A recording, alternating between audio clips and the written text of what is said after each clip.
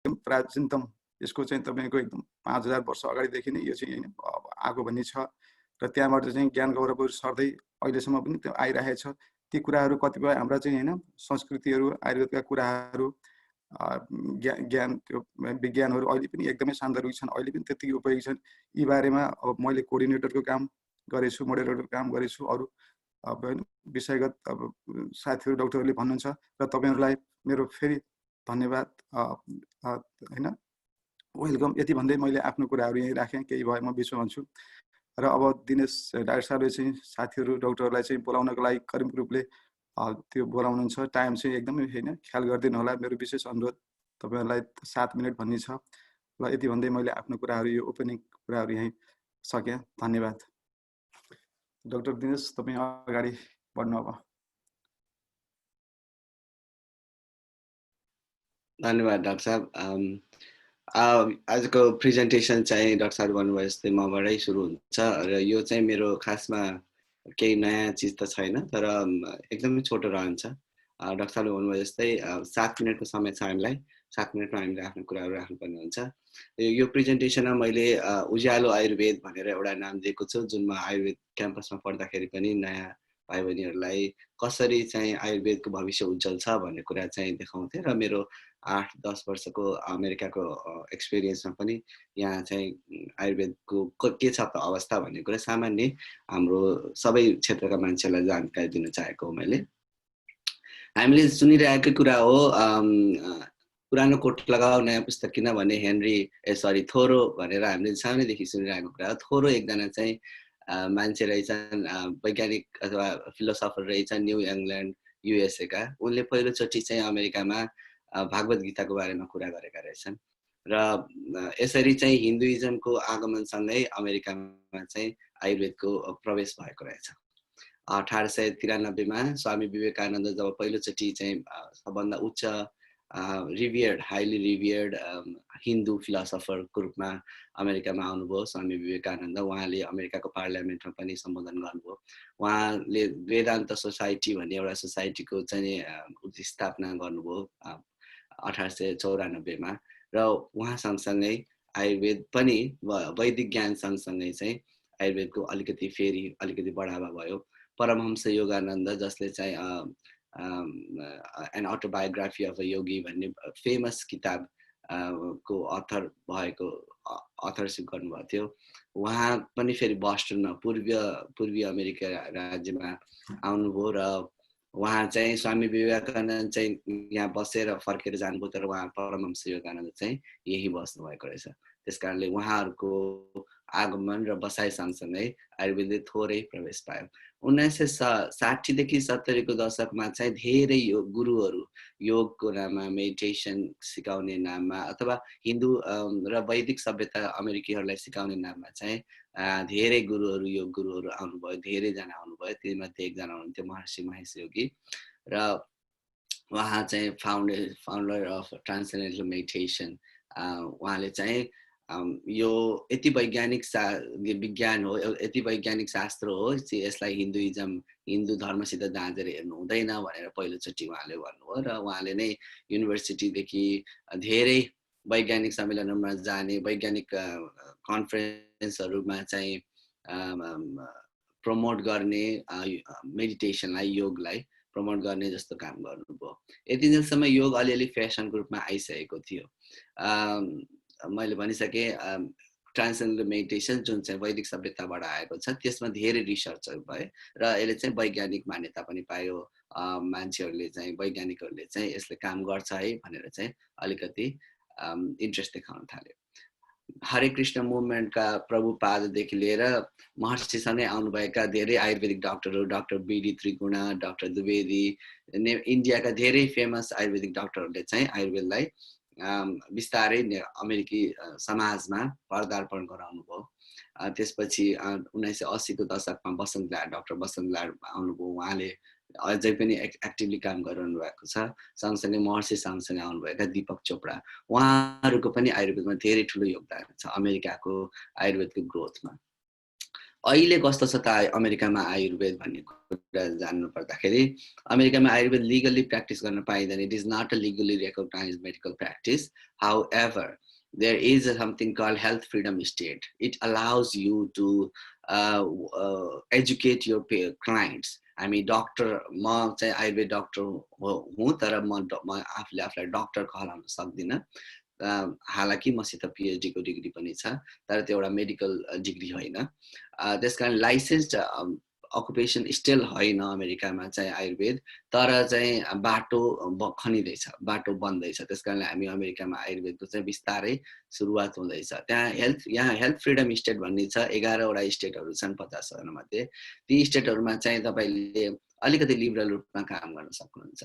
हामीले बेसिकली हाम्रो ग्राहकहरूलाई, हाम्रा क्लाइन्टहरूलाई चाहिँ हामीले पढाउने हो, हामीले सिकाउने हो.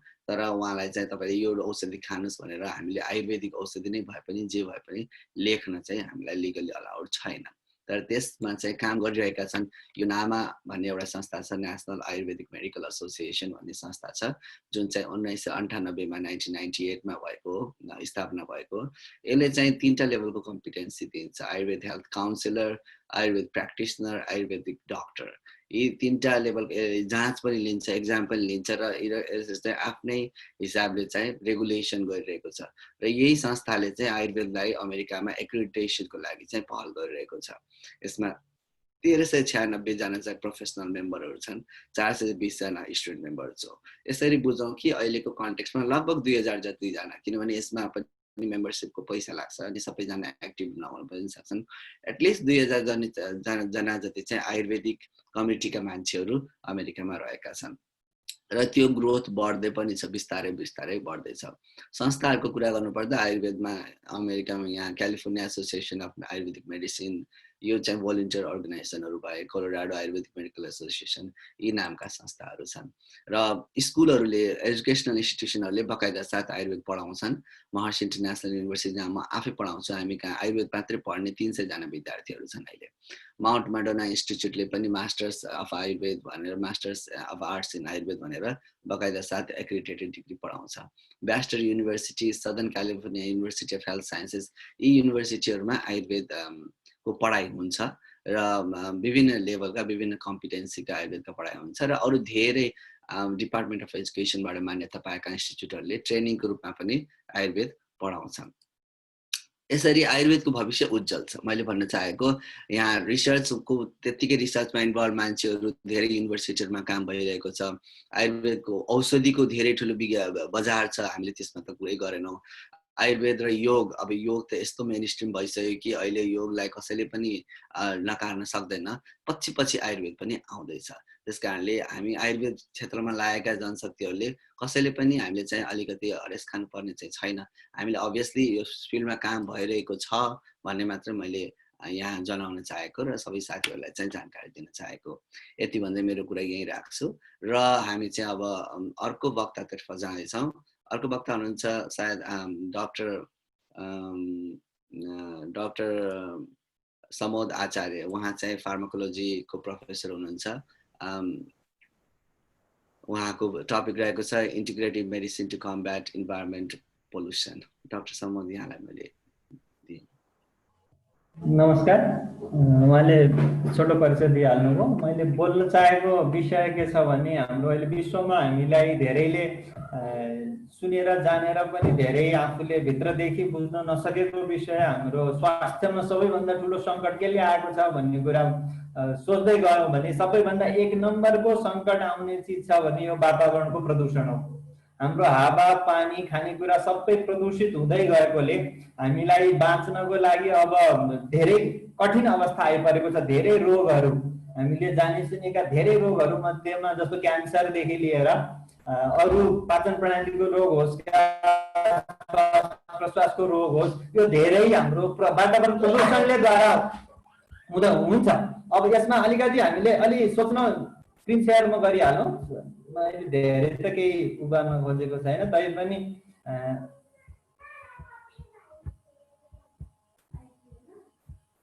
हाम्रो वास्तवमा अवस्था के छ भनेर केही हामीले झलक पाउन सक्छौँ यहाँ.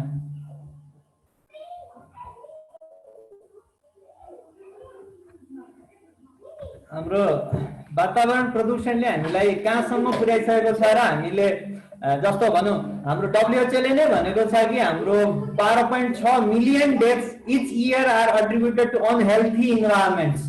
यो यति ठुलो सङ्ख्या छ यो। त्यस्तै WHO ले नै के भन्छ भने 2016 मा हावाको प्रदूषणले गर्दा 4.2 मिलियन 42 लाख व्यक्तिहरूको मृत्यु भयो भनेपछि यसको हामीले वातावरण प्रदूषणले हामीले विश्वमा अहिले जति मान्छेको मृत्यु भइरहेको छ वास्तवमा यो 1 नम्बरको कारण अकाल मृत्युको कारणमा यो 1 नम्बरको कारण हुन सक्ने सम्भावना अत्यधिक छ। अब हामीले हेरौँ भने अब सोच्दै जाँदाखेरि एउटा अध्ययन भएको रहेछ big pharma companies create 13% more carbon emissions making medicine than car makers. अहिले विश्वमा प्रयोग भइरहेको औषधिहरू बनाउने उद्योग व्यवसायले यो अटोमोटिभ इन्डस्ट्री भन्दा पनि 13% बढी कार्बन डाइअक्साइडको उत्सर्जन गरेको छ भनेको हाम्रो वायु प्रदूषणमा अहिले ठुलो योगदान दिएको छ।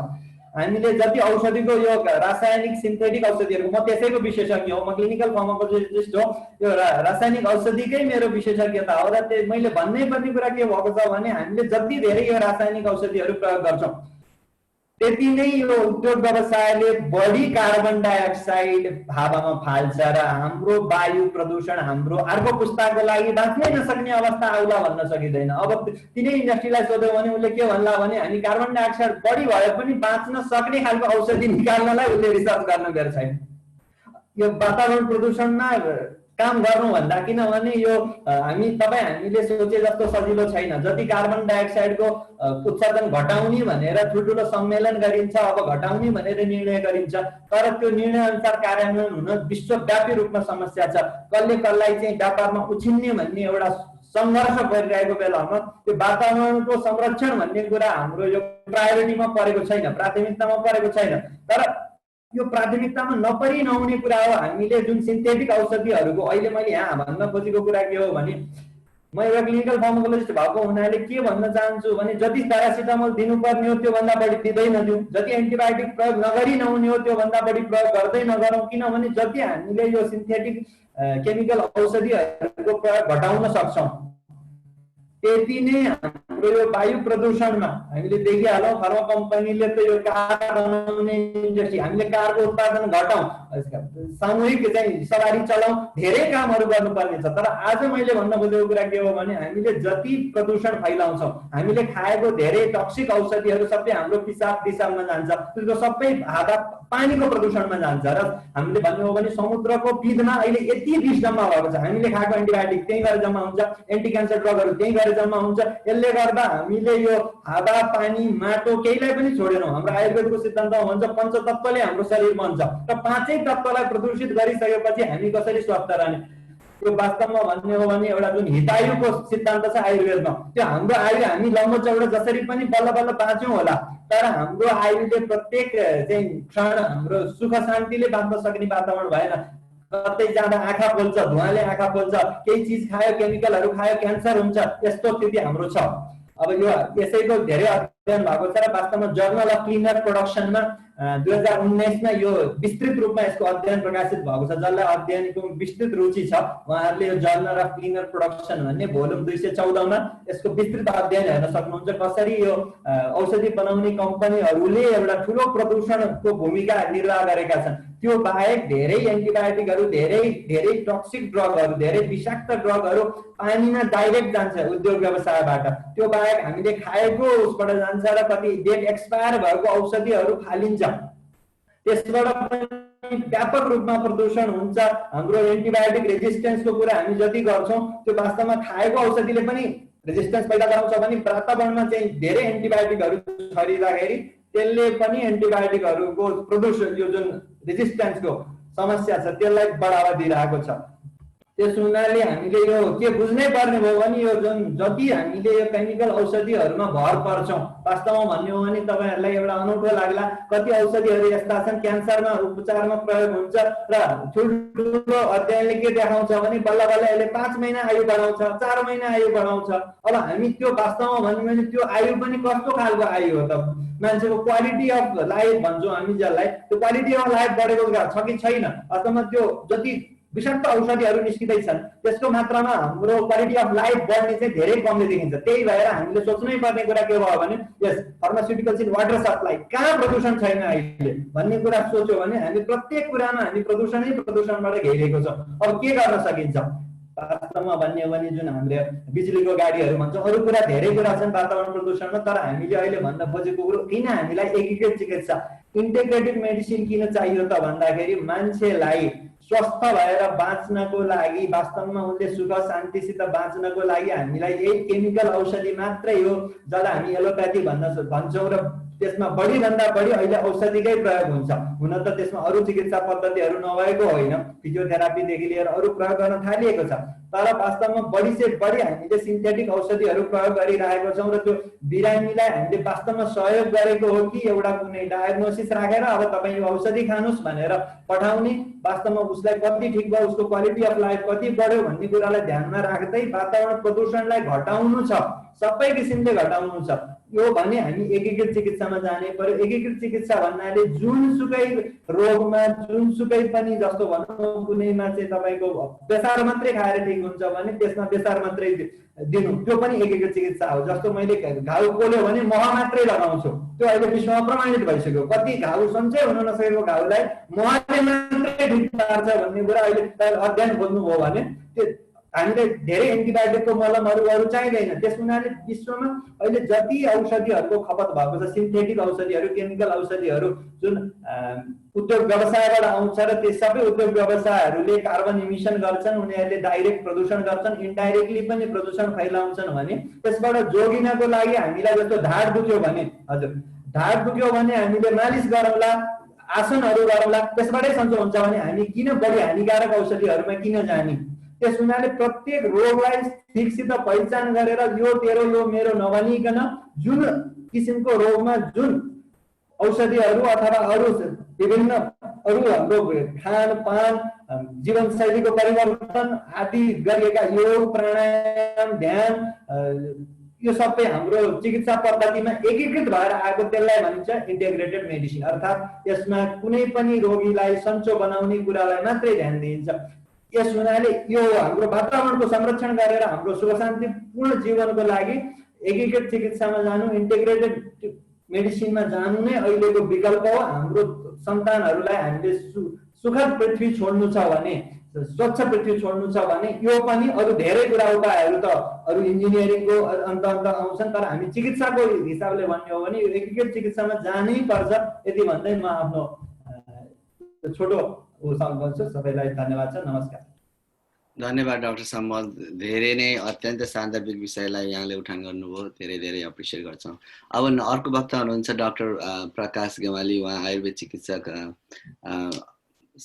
सङ्घका अध्यक्ष हुनुहुन्छ। कृपया प्रकाश डाक्टर साहब। प्रकाश डाक्टर साहब, हामीले उहाँलाई सबैलाई नमस्कार र यस कार्यक्रममा बोल्ने मौका दिनुभएकोमा यस फोरमको लागि पनि म धन्यवाद दिन चाहन्छु। र एकदम छोटो समय भएको हुनाले मैले एकदम छिटो बोलिने जस्तो हुन्छ होला, म एकदम छोटो यो टाइमभित्र सकाउने प्रयास गर्छु। बोली चाहिँ अलिक छिटो हुन्छ। ल अब खास गरी मैले पहिला सुरुवात गरेँ यो अल्टरनेटिभ जुन सिस्टम भनेर भनेको छ, यो अल्टरनेटिभ मेडिसिन सिस्टम भनेर अब क्याटेगोराइज गरिरहनु पर्ने यो ग्लोबलाइजेसनको बेलामा मैले देख्दिनँ। अब चाहिँ अब खास गरी एउटा चाहिँ मोडर्न साइन्स र जो चाहिँ अब अहिलेको साइन्समा बेस भयो, अर्को एन्सियन्ट साइन्समा बेस भयो। त्यस कारण दुईटा मेडिकल सिस्टमहरू छ, एउटा चाहिँ एन्सियन्ट चाहिँ मेडिकल सिस्टम र अर्को मोडर्न मेडिकल सिस्टम। त्यो भन्दाखेरिसम्म कम्तीमा अलिकति होला, नभए चाहिँ अब चाहिँ अल्टरनेटिभ फलानु ऊ भन्नुपर्ने आवश्यकता अब बिस्तारै हामीले हटाउँदै जानुपर्छ र सबै मेडिसिनहरू कम्प्लिमेन्टरी टु इच अदर, एक आपसमा सबै कम्प्लिमेन्टरी छन्, त्यो मैले त्यो राखेँ। र हाम्रो यो आयुर्वेद प्रिवैदिक पिरियडदेखि नै सुरु भएर अब बिस्तारै अहिलेसम्मको स्थितिमा आइपुग्दा यसका धेरै उतार चढावहरू भए र पहिलाका हाम्रा चाहिँ त्यतिखेरका ग्रेट साइन्टिस्टहरू ऋषिमुनिहरूले चाहिँ जगेर्ना गर्दै आएको आयुर्वेद सिस्टम अफ मेडिसिन अब अहिले आएर यो +2 साइन्स पछाडि 5.5 वर्षको चाहिँ बिएएमएस अध्ययन गरेको चिकित्सकहरू र 3 वर्ष अब फर्दर स्टडी गरेका चिकित्सकहरू, यी चिकित्सकहरूबाट चाहिँ अहिले सेवा प्रदान भइरहेछ अहिलेको विश्वमा। र खास गरी अब यो अब आयुर्वेदको चाहिँ मुख्य बेस हामीले जडीबुटी भन्दाखेरि चाहिँ जहिले पनि जडीबुटी भनेर प्लान्ट ओरिजिन मात्रै सम्झेका छौँ। प्लान्ट ओरिजिन मात्र नभएर हाम्रो चाहिँ केही अब अन्य रस रसायनहरू, भस्महरू लगायतका अरू चिजहरू पनि यसमा प्रयोग हुन्छन्, तर ती पनि हामीले चाहिँ सेफ युज अथवा सेफर युजको हिसाबले त्यसका बनोटहरू बनाउने र त्यसलाई प्रयोग गर्ने यो चाहिँ प्रयोग हुँदै आएको अवस्था छ। त्यस्तै गरेर अब नेपालमा आयुर्वेदको लागि यो department of Ayurveda and alternative medicine जो सरकारी गभर्मेन्टल बडी हो र यसले चाहिँ नेपालभित्र आयुर्वेद, योग, नेचुरोप्याथी, युनानी, होमियोप्याथी, स्वारिकपा लगायतका विभिन्न इन्डिजिनियस सिस्टम अफ मेडिसिनको प्रमोसनको लागि काम गर्छ। त्यस्तै इन्फ्रास्ट्रक्चर डेभलपमेन्टमा, ह्युमन रिसोर्सहरू डेभलपमेन्टमा लगायतका लागि चाहिँ नेपाल सरकारको चाहिँ सरसल्लाह गर्ने बडी पनि यो department of Ayurveda and alternative medicine छ। र अब खास गरी मेरो विषयवस्तुमा बिस्तारै प्रवेश गर्छु। चाइनिज एक्सपिरियन्समा चाहिँ जब अहिलेको कोभिडको महामारीमा उहाँहरूले चाहिँ यो पेन्डेमिकलाई यो धेरै सो माइल्ड मोडरेट केसहरूमा चाहिँ त्यहीँको चाहिँ इन्डिजिनियस विशेष गरी ट्रेडिसनल चाइनिज मेडिसिनको व्यापक प्रयोग गर्नुभयो र अस्ति भर्खरै चाहिँ त्यो चाहिँ गराउने प्रोफेसरहरूलाई चाहिँ राष्ट्रिय सम्मान, भव्यताका साथ राष्ट्रिय सम्मान गरिएको चाहिँ हामीले भिडियोहरू पनि हेर्न पाएका थियौँ। त्यसकारण त्यहाँ चाहिँ ट्रेडिसनल चाइनिज मेडिसिनको सहयोगमा र केही अब अप्ठ्यारोमा आइसियु अथवा चाहिँ भेन्टिलेटर जाने अवस्था बाहेक अन्य धेरै केसहरू चाहिँ त्यसरी नै म्यानेज गरेको र त्योमा विशेष गरी हर्बल चाहिँ कम्पाउन्डहरू नै प्रयोग भएको भनेर लिटरेचरहरू पनि पब्लिसहरू भएका छन्। र त्यो सँगै आयुर्वेद पनि सिमिलर सिस्टम अफ मेडिसिन र त्यसमा पनि हर्बल नै बेस धेरै जसो औषधिहरू, अब मैले अघि भनिहालेँ सबै हर्बल त छैन तर धेरै जसो हर्बल बेसमै भएका औषधि भएको हुनाले त्यसमा आयुर्वेदले पनि चाहिँ आफ्नो अहिले नेपालमा र इन्डियामा चाहिँ उपचारहरू गर्ने र त्यसको गर्दै जाँदा माइल्ड मोडरेट केसहरूमा चाहिँ एकदमै राम्रो छिटो निको हुने र सेभियर पनि अब जस्तो यदि ती उपचारहरू सुरुमै नपाइदिएको भए आइसियु भेन्टिलेटरमा जान पर्ने बिरामीको सङ्ख्या अत्यधिक हुने अवस्था थियो। त्यो अवस्थाबाट रोक्न सफल भएको छ। यो कुरा बाँकी कुरा चाहिँ उहाँ पछिल्लो साथीहरूले भन्नुहुन्छ जो चाहिँ फ्रन्ट लाइनमै काम गर्नु भएको छ। अनि त्यस्तै गरेर अब हामीले यी कामहरू गर्दै गर्दाखेरि आयुर्वेदको अब विश्वव्यापी रूपमा अहिले एउटा ग्लोबल कन्सर्न देखिया छ र ग्लोबल कन्सर्नमा चाहिँ सबैले हेराइ के छ भन्दाखेरि साउथ एसियन कन्ट्रीहरूमा विशेष गरी नेपाल, इन्डिया, श्रीलङ्का लगायतका कन्ट्रीहरूमा चाहिँ कसरी कोभिडलाई चाहिँ यिनीहरूले म्यानेज गर्छन् यो सबैको अहिले हेरिरहेको विषयवस्तु पनि हो। र यहाँको हेर्दाखेरि ट्रेन्ड अब अहिले त नेपालमा पूर्ण रूपमा खुला जस्तै अवस्था सिर्जना भएको छ र पेसेन्ट सङ्ख्या बढेको छ। यसमा हामीले भन्न सक्छौँ पेसेन्ट सङ्ख्या बढ्दै पनि जान्छ। यो त अब कन्ट्याक्ट डाइरेक्ट चाहिँ कन्ट्याक्टबाट हुने भएको कारणले पेसेन्ट सङ्ख्या बढे तापनि जुन डेथ रेट छ अनएक्सपेक्टेडली भेरी लो छ। त्यसकारण यो कुरा चाहिँ आयुर्वेदका जडीबुटीहरू चाहिँ जुन हाम्रो कम्युनिटी लेभलमै हामीले दिन सकेका छौँ यसले गर्दाखेरि चाहिँ धेरै कम हुन सकेका छ। अर्को कुरा के भन्दाखेरि ग्लोबल कन्सर्नमा अर्को मैले देखेको यो अब अघि सम्म डाक्टर साहबले भने जस्तै अब इको फ्रेन्डली कन्सर्न पनि भइरहेछ सस्टेनेबल डेभलपमेन्टको कुरामा। खास गरी खाद्य औषधिहरू चाहिँ धेरैभन्दा धेरै प्रोडक्सन त गर्नु पर्यो स्वास्थ्यको लागि, तर तिनीहरूले त्यो प्रोडक्सन गर्दै गर्दाखेरि चाहिँ अन्य वातावरणीय समस्या आइसकेपछि अब चाहिँ हर्बलतिर जाँदाखेरि कम्तीमा वातावरण जोगाउन पनि सकिने र त्यो वातावरण जोगाउनको साथसाथै आवश्यक पर्ने खाद्य खास गरी यो हाम्रो सप्लिमेन्टको रूपमा मेडिसिनल सप्लिमेन्टको रूपमा चाहिँ यो फुड सप्लिमेन्ट जसलाई हामी न्युट्रास्युटिकल भन्छौँ, न्युट्रास्युटिकलहरू र अब औषधिहरू हर्बास्युटिकल यो दुई थरीका चिजहरूलाई चाहिँ अब प्रमोट गर्नुपर्ने ग्लोबल कन्सर्न देखिएको छ। अनि त्यस्तै गरेर अर्को म्याटर्नल चाइल्ड हेल्थ र जेरियाटिक हेल्थ केयरमा चाहिँ यो हर्बल प्रोडक्टहरू बढी इफेक्टिभ, जस्तो हाम्रो अश्वगन्धाहरू लगायतका, त्यस्तै आमाहरूमा चाहिँ शतावरी लगायतका, यो खास गरी म्याटर्नल चाइल्ड हेल्थ र जेरियाटिक हेल्थ केयरहरूमा यो लगायतका हाम्रो रसायन औषधि भन्ने हुन्छ, ती रसायन औषधिहरू बढी इफेक्टिभ देखिएको र सँगै योग समेत गराउँदाखेरि त्यसको रिजल्ट चाहिँ धेरै बेटर आएको हुनाले अब होलिस्टिक एप्रोचमा बिस्तारै अब यी कुराहरूलाई चाहिँ हर्बल अथवा आयुर्वेदिक मेडिसिनसँग जोडेर जान सकिन्छ कि भन्ने अब संसारले हेरिरहेछ। त्यसकारण अब हामीले तत्कालै गर्नुपर्ने चाहिँ खास गरी त्यो ग्लोबलाइजेसनमा जानलाई पहिलो त हामीले क्लिनिकल ट्रायलहरू चाहिँ अब गरेर इन्टरनेसनल कम्युनिटीले बुझ्ने भाषामा उनीहरूकै साइन्टिफिक ल्याङ्ग्वेजमा यसका एफिकेसी, सेफ्टी मेजरहरू अथवा सेफ्टी कस्तो छ, औषधिका कुराहरू, यी कुराहरू भन्नुपर्ने अवस्था छ। र खास गरी अब हामीले अहिले प्रयोग भएकै औषधिहरूलाई पुनः चाहिँ रिसर्च गर्नुपर्ने, अर्थात् रिभर्स फार्माकोलोजीको कन्सेप्टमा चाहिँ जानुपर्ने अवस्था मैले देखाएको छु, जसले गर्दाखेरि यो यहाँको रिसर्च फोकस चाहिँ हामीले रिभर्स फार्माकोलोजी जो कम्युनिटीमा प्रयोग पनि भइरहेछ, राम्रो पनि भइरहेछ, र त्यसैलाई चाहिँ अहिलेको बुझ्ने भाषामा हामीले सेफ्टी र एफिकेसीहरू बोलिदिने मात्रै, त्यो मात्रै काम हाम्रो बाँकी छ। त्यसकारण हामीले यो गर्न सकौँला जस्तो लाग्छ।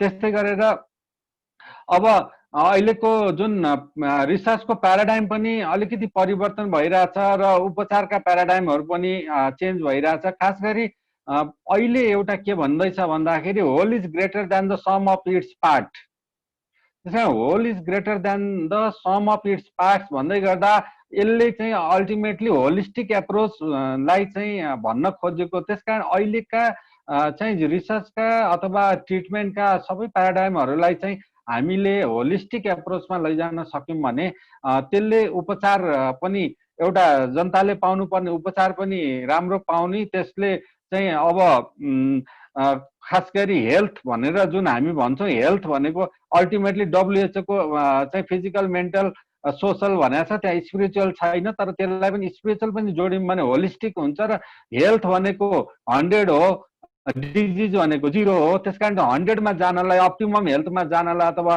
त्यो लेभलमा जानलाई होलिस्टिक एप्रोचमा हामी जान पर्ने अवस्था जुन अहिले विश्वले चाहिँ देखेको हुनाले यो हाम्रो लागि ग्रेटर, एकदमै ग्रेटर अपर्च्युनिटीको रूपमा मान्छु मैले।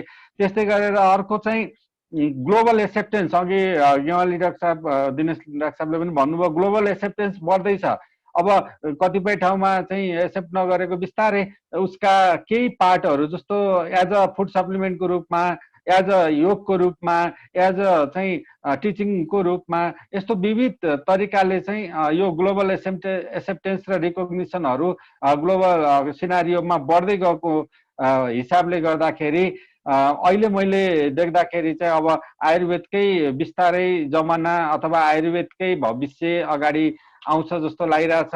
त्यो हिसाबमा जस्तो कोभिडकै कुराहरूमा पनि अहिले जुन विश्वले हामीलाई हेरिरहेछ, र त्यो मैले चाहिँ यहाँ सबै उल्लेख गर्दिनँ, मेरो पछाडिको वक्ताको विषयवस्तु भएको हुनाले मात्रै के भन्छु भने नेपाल हेल्थ रिसर्च काउन्सिलले चाहिँ ठुलो ग्रान्टमा नेपालमा अहिले करिब 50-60 लाखको एउटै प्रोजेक्ट भन्यो भने यो ठुलो ग्रान्ट हो। र एउटै प्रोजेक्ट जो चाहिँ अहिले एसटी मधु र चाहिँ त्रिकटुमा हुँदैछ, लगायतका अरूमा पनि अब बिस्तारै बिस्तारै इन्ट्रेस्ट बढाएको छ। WHO ले पनि एकदमै चासो देखाएको छ होइन। र अब यसमा अब मैले टाइम अलिकति कन्स्टेन्ट भयो, म एकदम छिटो सकाइदिन्छु। र अपर्च्युनिटीकै कुरामा नेपाली डायस्पोराहरू चाहिँ अहिले अब उहाँहरूको नलेज, स्किलहरू जुन विदेशमा सिक्नु भएको छ त्यसलाई चाहिँ नेपालमा ट्रान्सफर गर्ने र नेपालमा भएका राम्रा एभिडेन्सहरूलाई चाहिँ विदेशमा लैजान सकियो भने यसले एउटा चाहिँ पुलको रूपमा काम गर्ने थियो। र त्यसले गर्दाखेरि इन्टरनेसनल्ली हामीले विकास गर्न सक्ने नेपालमा भएका डेभलपमेन्टहरूलाई र बाहिर भएका राम्रा खालका प्रविधिहरू जो टेक्नोलोजी ट्रान्सफरहरू हामीले गर्न सक्यौँ भने त्यसले एउटा राम्रो अवस्था सिर्जना गर्थ्यो। र WHO ले फेरि एउटा क्लासिफिकेसन चाहिँ ICD-11 आउँदैछ, अब करिब आएको छ होइन।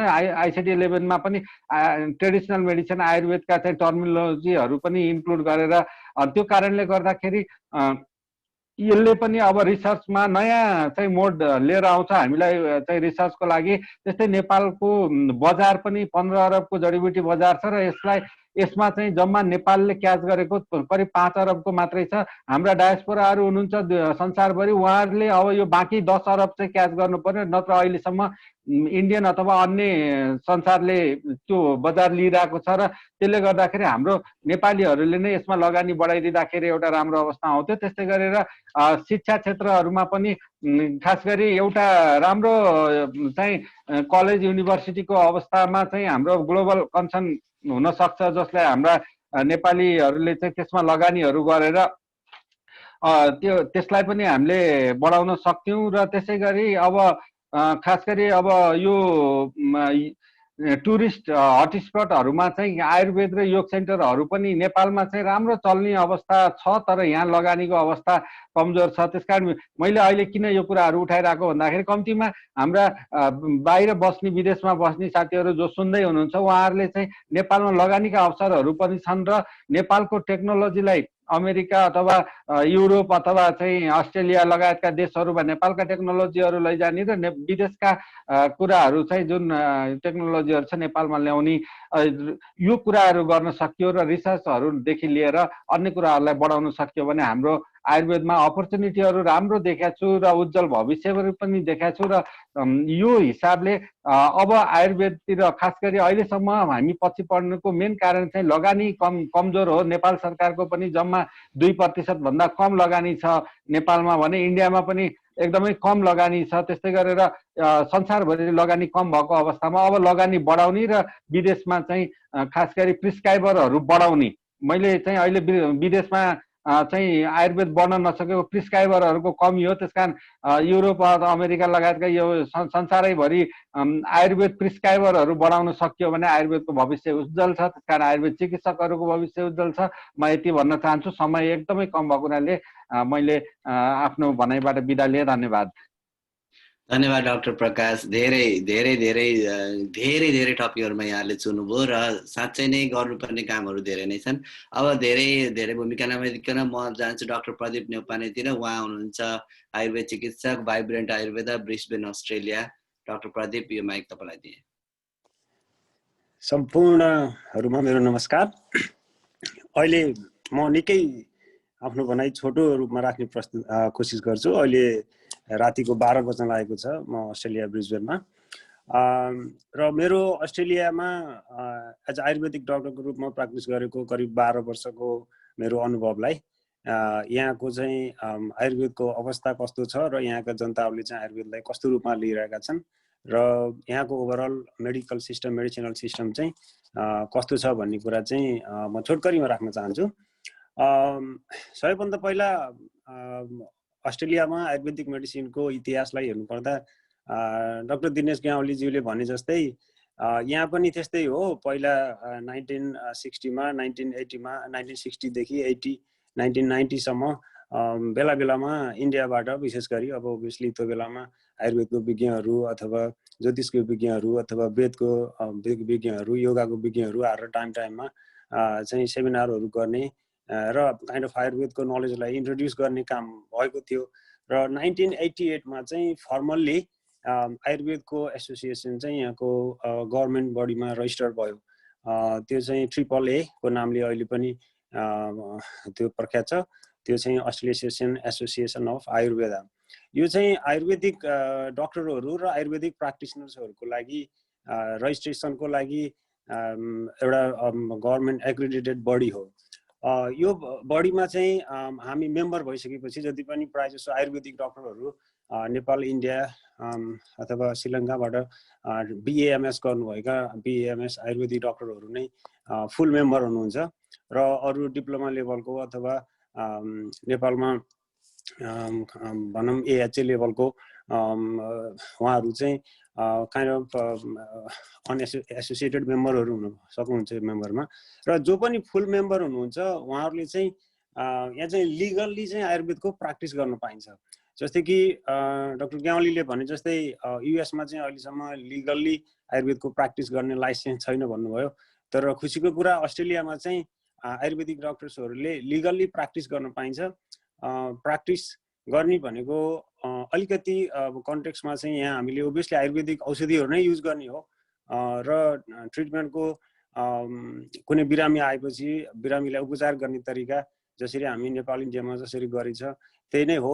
अलिकति फरक चाहिँ के हो भने अलि ओभरअल होलिस्टिक बनाउनलाई अलिकति हामीले चाहिँ जस्तै कि अब ओभियसली अब नेपाल इन्डियामा चाहिँ समयको अभावले होस् अथवा धेरै कारणले गर्दा अलिकति अब औषधिहरूमा चाहिँ फोकस हुन्छ भने यहाँ चाहिँ धेरै जसो डाइट, लाइफस्टाइल, एक्सर्साइज र डिटक्सिफिकेसन भनौँ अब पञ्चकर्म एज वेल एज चाहिँ हर्बल मेडिसिन, सो यो चाहिँ चारवटा पाटोमा इक्वली चाहिँ फोकस हुन्छ। अब अहिले यहाँको जुन main conventional medicine system practice गर्ने जुन जेनरल प्र्याक्टिसनर्सहरू जिपीहरू भनौँ यहाँको डक्टरहरू हुनुहुन्छ, कतिपयहरूले चाहिँ आयुर्वेदिक मेडिसिनलाई अथवा अरू अल्टरनेटिभ मेडिसिन जस्तै चाइनिज मेडिसिन अथवा युनानी मेडिसिन, होमियोप्याथी तिनीहरूलाई पनि आफ्नो प्र्याक्टिसमा चाहिँ इन्टिग्रेट गरेर एज अ होलिस्टिक डक्टर भनेर निकै चाहिँ फेमस भएको चलेको देखिन्छ।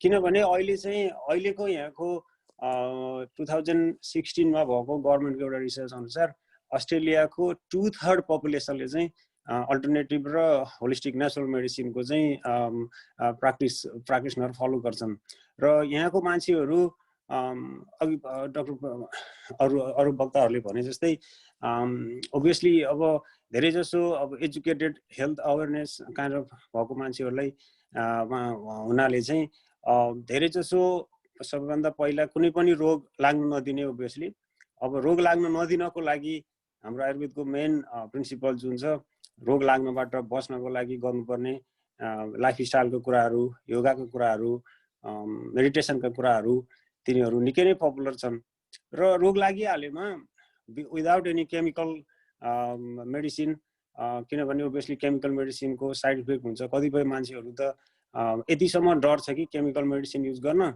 बरु रोग लागेर निकै नै सिरियस भएर जस्तै नै सिरियस स्थितिमा पुगे पनि केमिकल मेडिसिन युज नै नगर्ने भन्नेहरू पनि त्यस्तो कन्सेप्ट पनि छ कति मान्छेमा।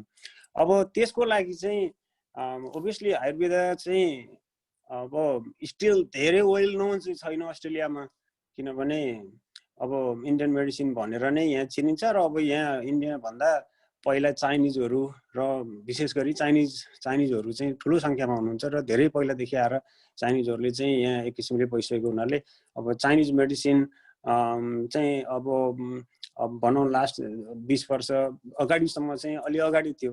तर अहिले चाहिँ ट्रेन्ड कस्तो देखेको छ भने आयुर्वेदिक मेडिसिन चाहिँ सबैभन्दा अगाडि र सबैभन्दा चाहिँ काइन्ड अफ फेमस को रूपमा आइरहेको छ। अब फेमस भइरहेको अवस्था छ।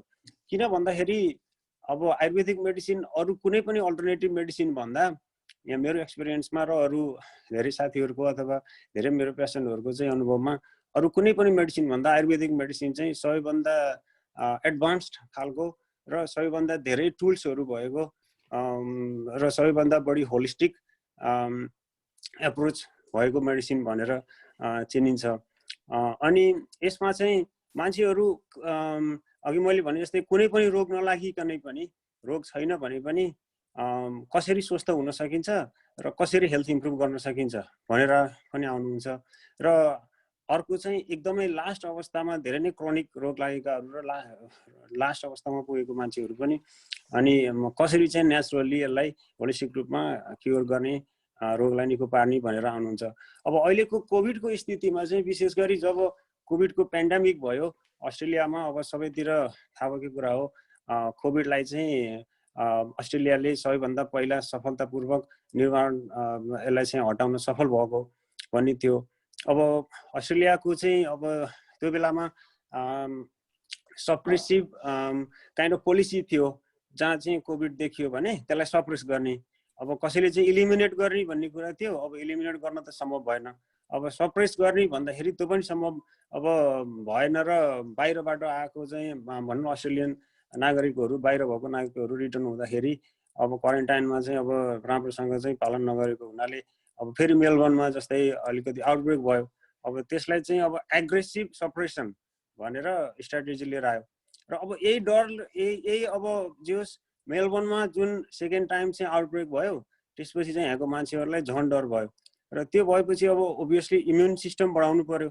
अब इम्युनिटी बढाउनको लागि के गर्ने भन्दाखेरि सबैभन्दा एडभान्स नेचुरल मेडिसिन के हो भन्दा आयुर्वेदिक मेडिसिन हो। आयुर्वेदिक मेडिसिनको डाइट लाइफस्टाइल मात्रै नभएर जुन हाम्रो हर्ब्सहरू र डिटक्सिफिकेसनको ट्रिटमेन्टहरू, अब यो ट्रिटमेन्टहरू चाहिँ गरेर कसरी इम्युन सिस्टम बढाउने, कसरी इम्युनिटी बढाउने र सानोतिनो लागेको रोगहरू अथवा इभन क्रोनिक रोगहरूलाई पनि नेचुरली कसरी हिल गर्ने भनेर अब आयुर्वेदिक क्लिनिकहरूमा चाहिँ जाने मान्छेहरूको सङ्ख्या निकै वात्तै बढेको छ। यो कोभिड लागेपछि अब हाम्रो साथीहरूको क्लिनिक सिडनीमा, मेलबर्नमा अब हाम्रो कुरा हुँदाखेरि अझ आयुर्वेदको चाहिँ निकै नै ठुलो डिमान्ड बढ्दै आइरहेको छ। र ओभरअल रूपमा भन्नुपर्दाखेरि अब अघि मैले भने जस्तै खुसीको कुरा चाहिँ अस्ट्रेलियन हेल्थ केयर सिस्टममा चाहिँ अब आयुर्वेदिक मेडिसिन चाहिँ मेन स्ट्रिममा आउनको लागि चाहिँ रिकगनाइज पाउने अवस्था छ। जस्तै कि जेनरल प्र्याक्टिसनरले चाहिँ यहाँको चाहिँ मेडिकेयर सिस्टमबाट हेल्थ गभर्मेन्टको चाहिँ फन्ड जसरी चाहिँ उनीहरूले क्लेम गर्न पाउँछन् भन्नाले उनीहरूको चाहिँ ट्रिटमेन्टमा चाहिँ गभर्मेन्टले चाहिँ हेल्प गर्ने हुन्छ, त्यो खालको चाहिँ रिकग्निसन पाउनको लागि पनि पहल भइरहेको छ।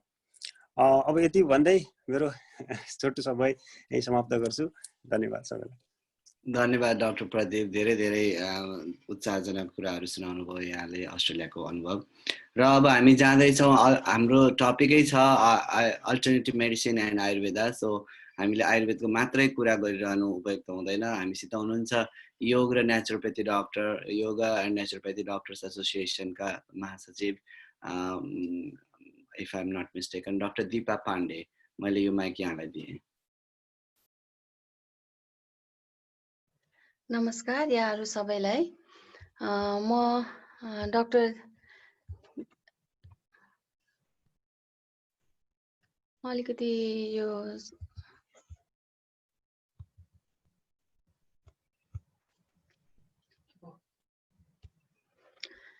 नमस्कार यहाँहरू सबैलाई। म doctor Dipa Pandey, yoga and naturopathy consultant. हाल म स्केबिन नेचर केयर हस्पिटलमा एज अ फाउन्डर र मेडिकल डाइरेक्टरको रूपमा कार्यरत छु। र यसको साथसाथै म योगा र नेचुरोप्याथी डक्टर्स एसोसिएसनमा चाहिँ सेक्रेटरीको रूपमा आबद्ध छु र योगा एन्ड नेचुरोप्याथी हस्पिटल एसोसिएसनमा चाहिँ भाइस प्रेसिडेन्टको रूपमा चाहिँ आबद्ध छु।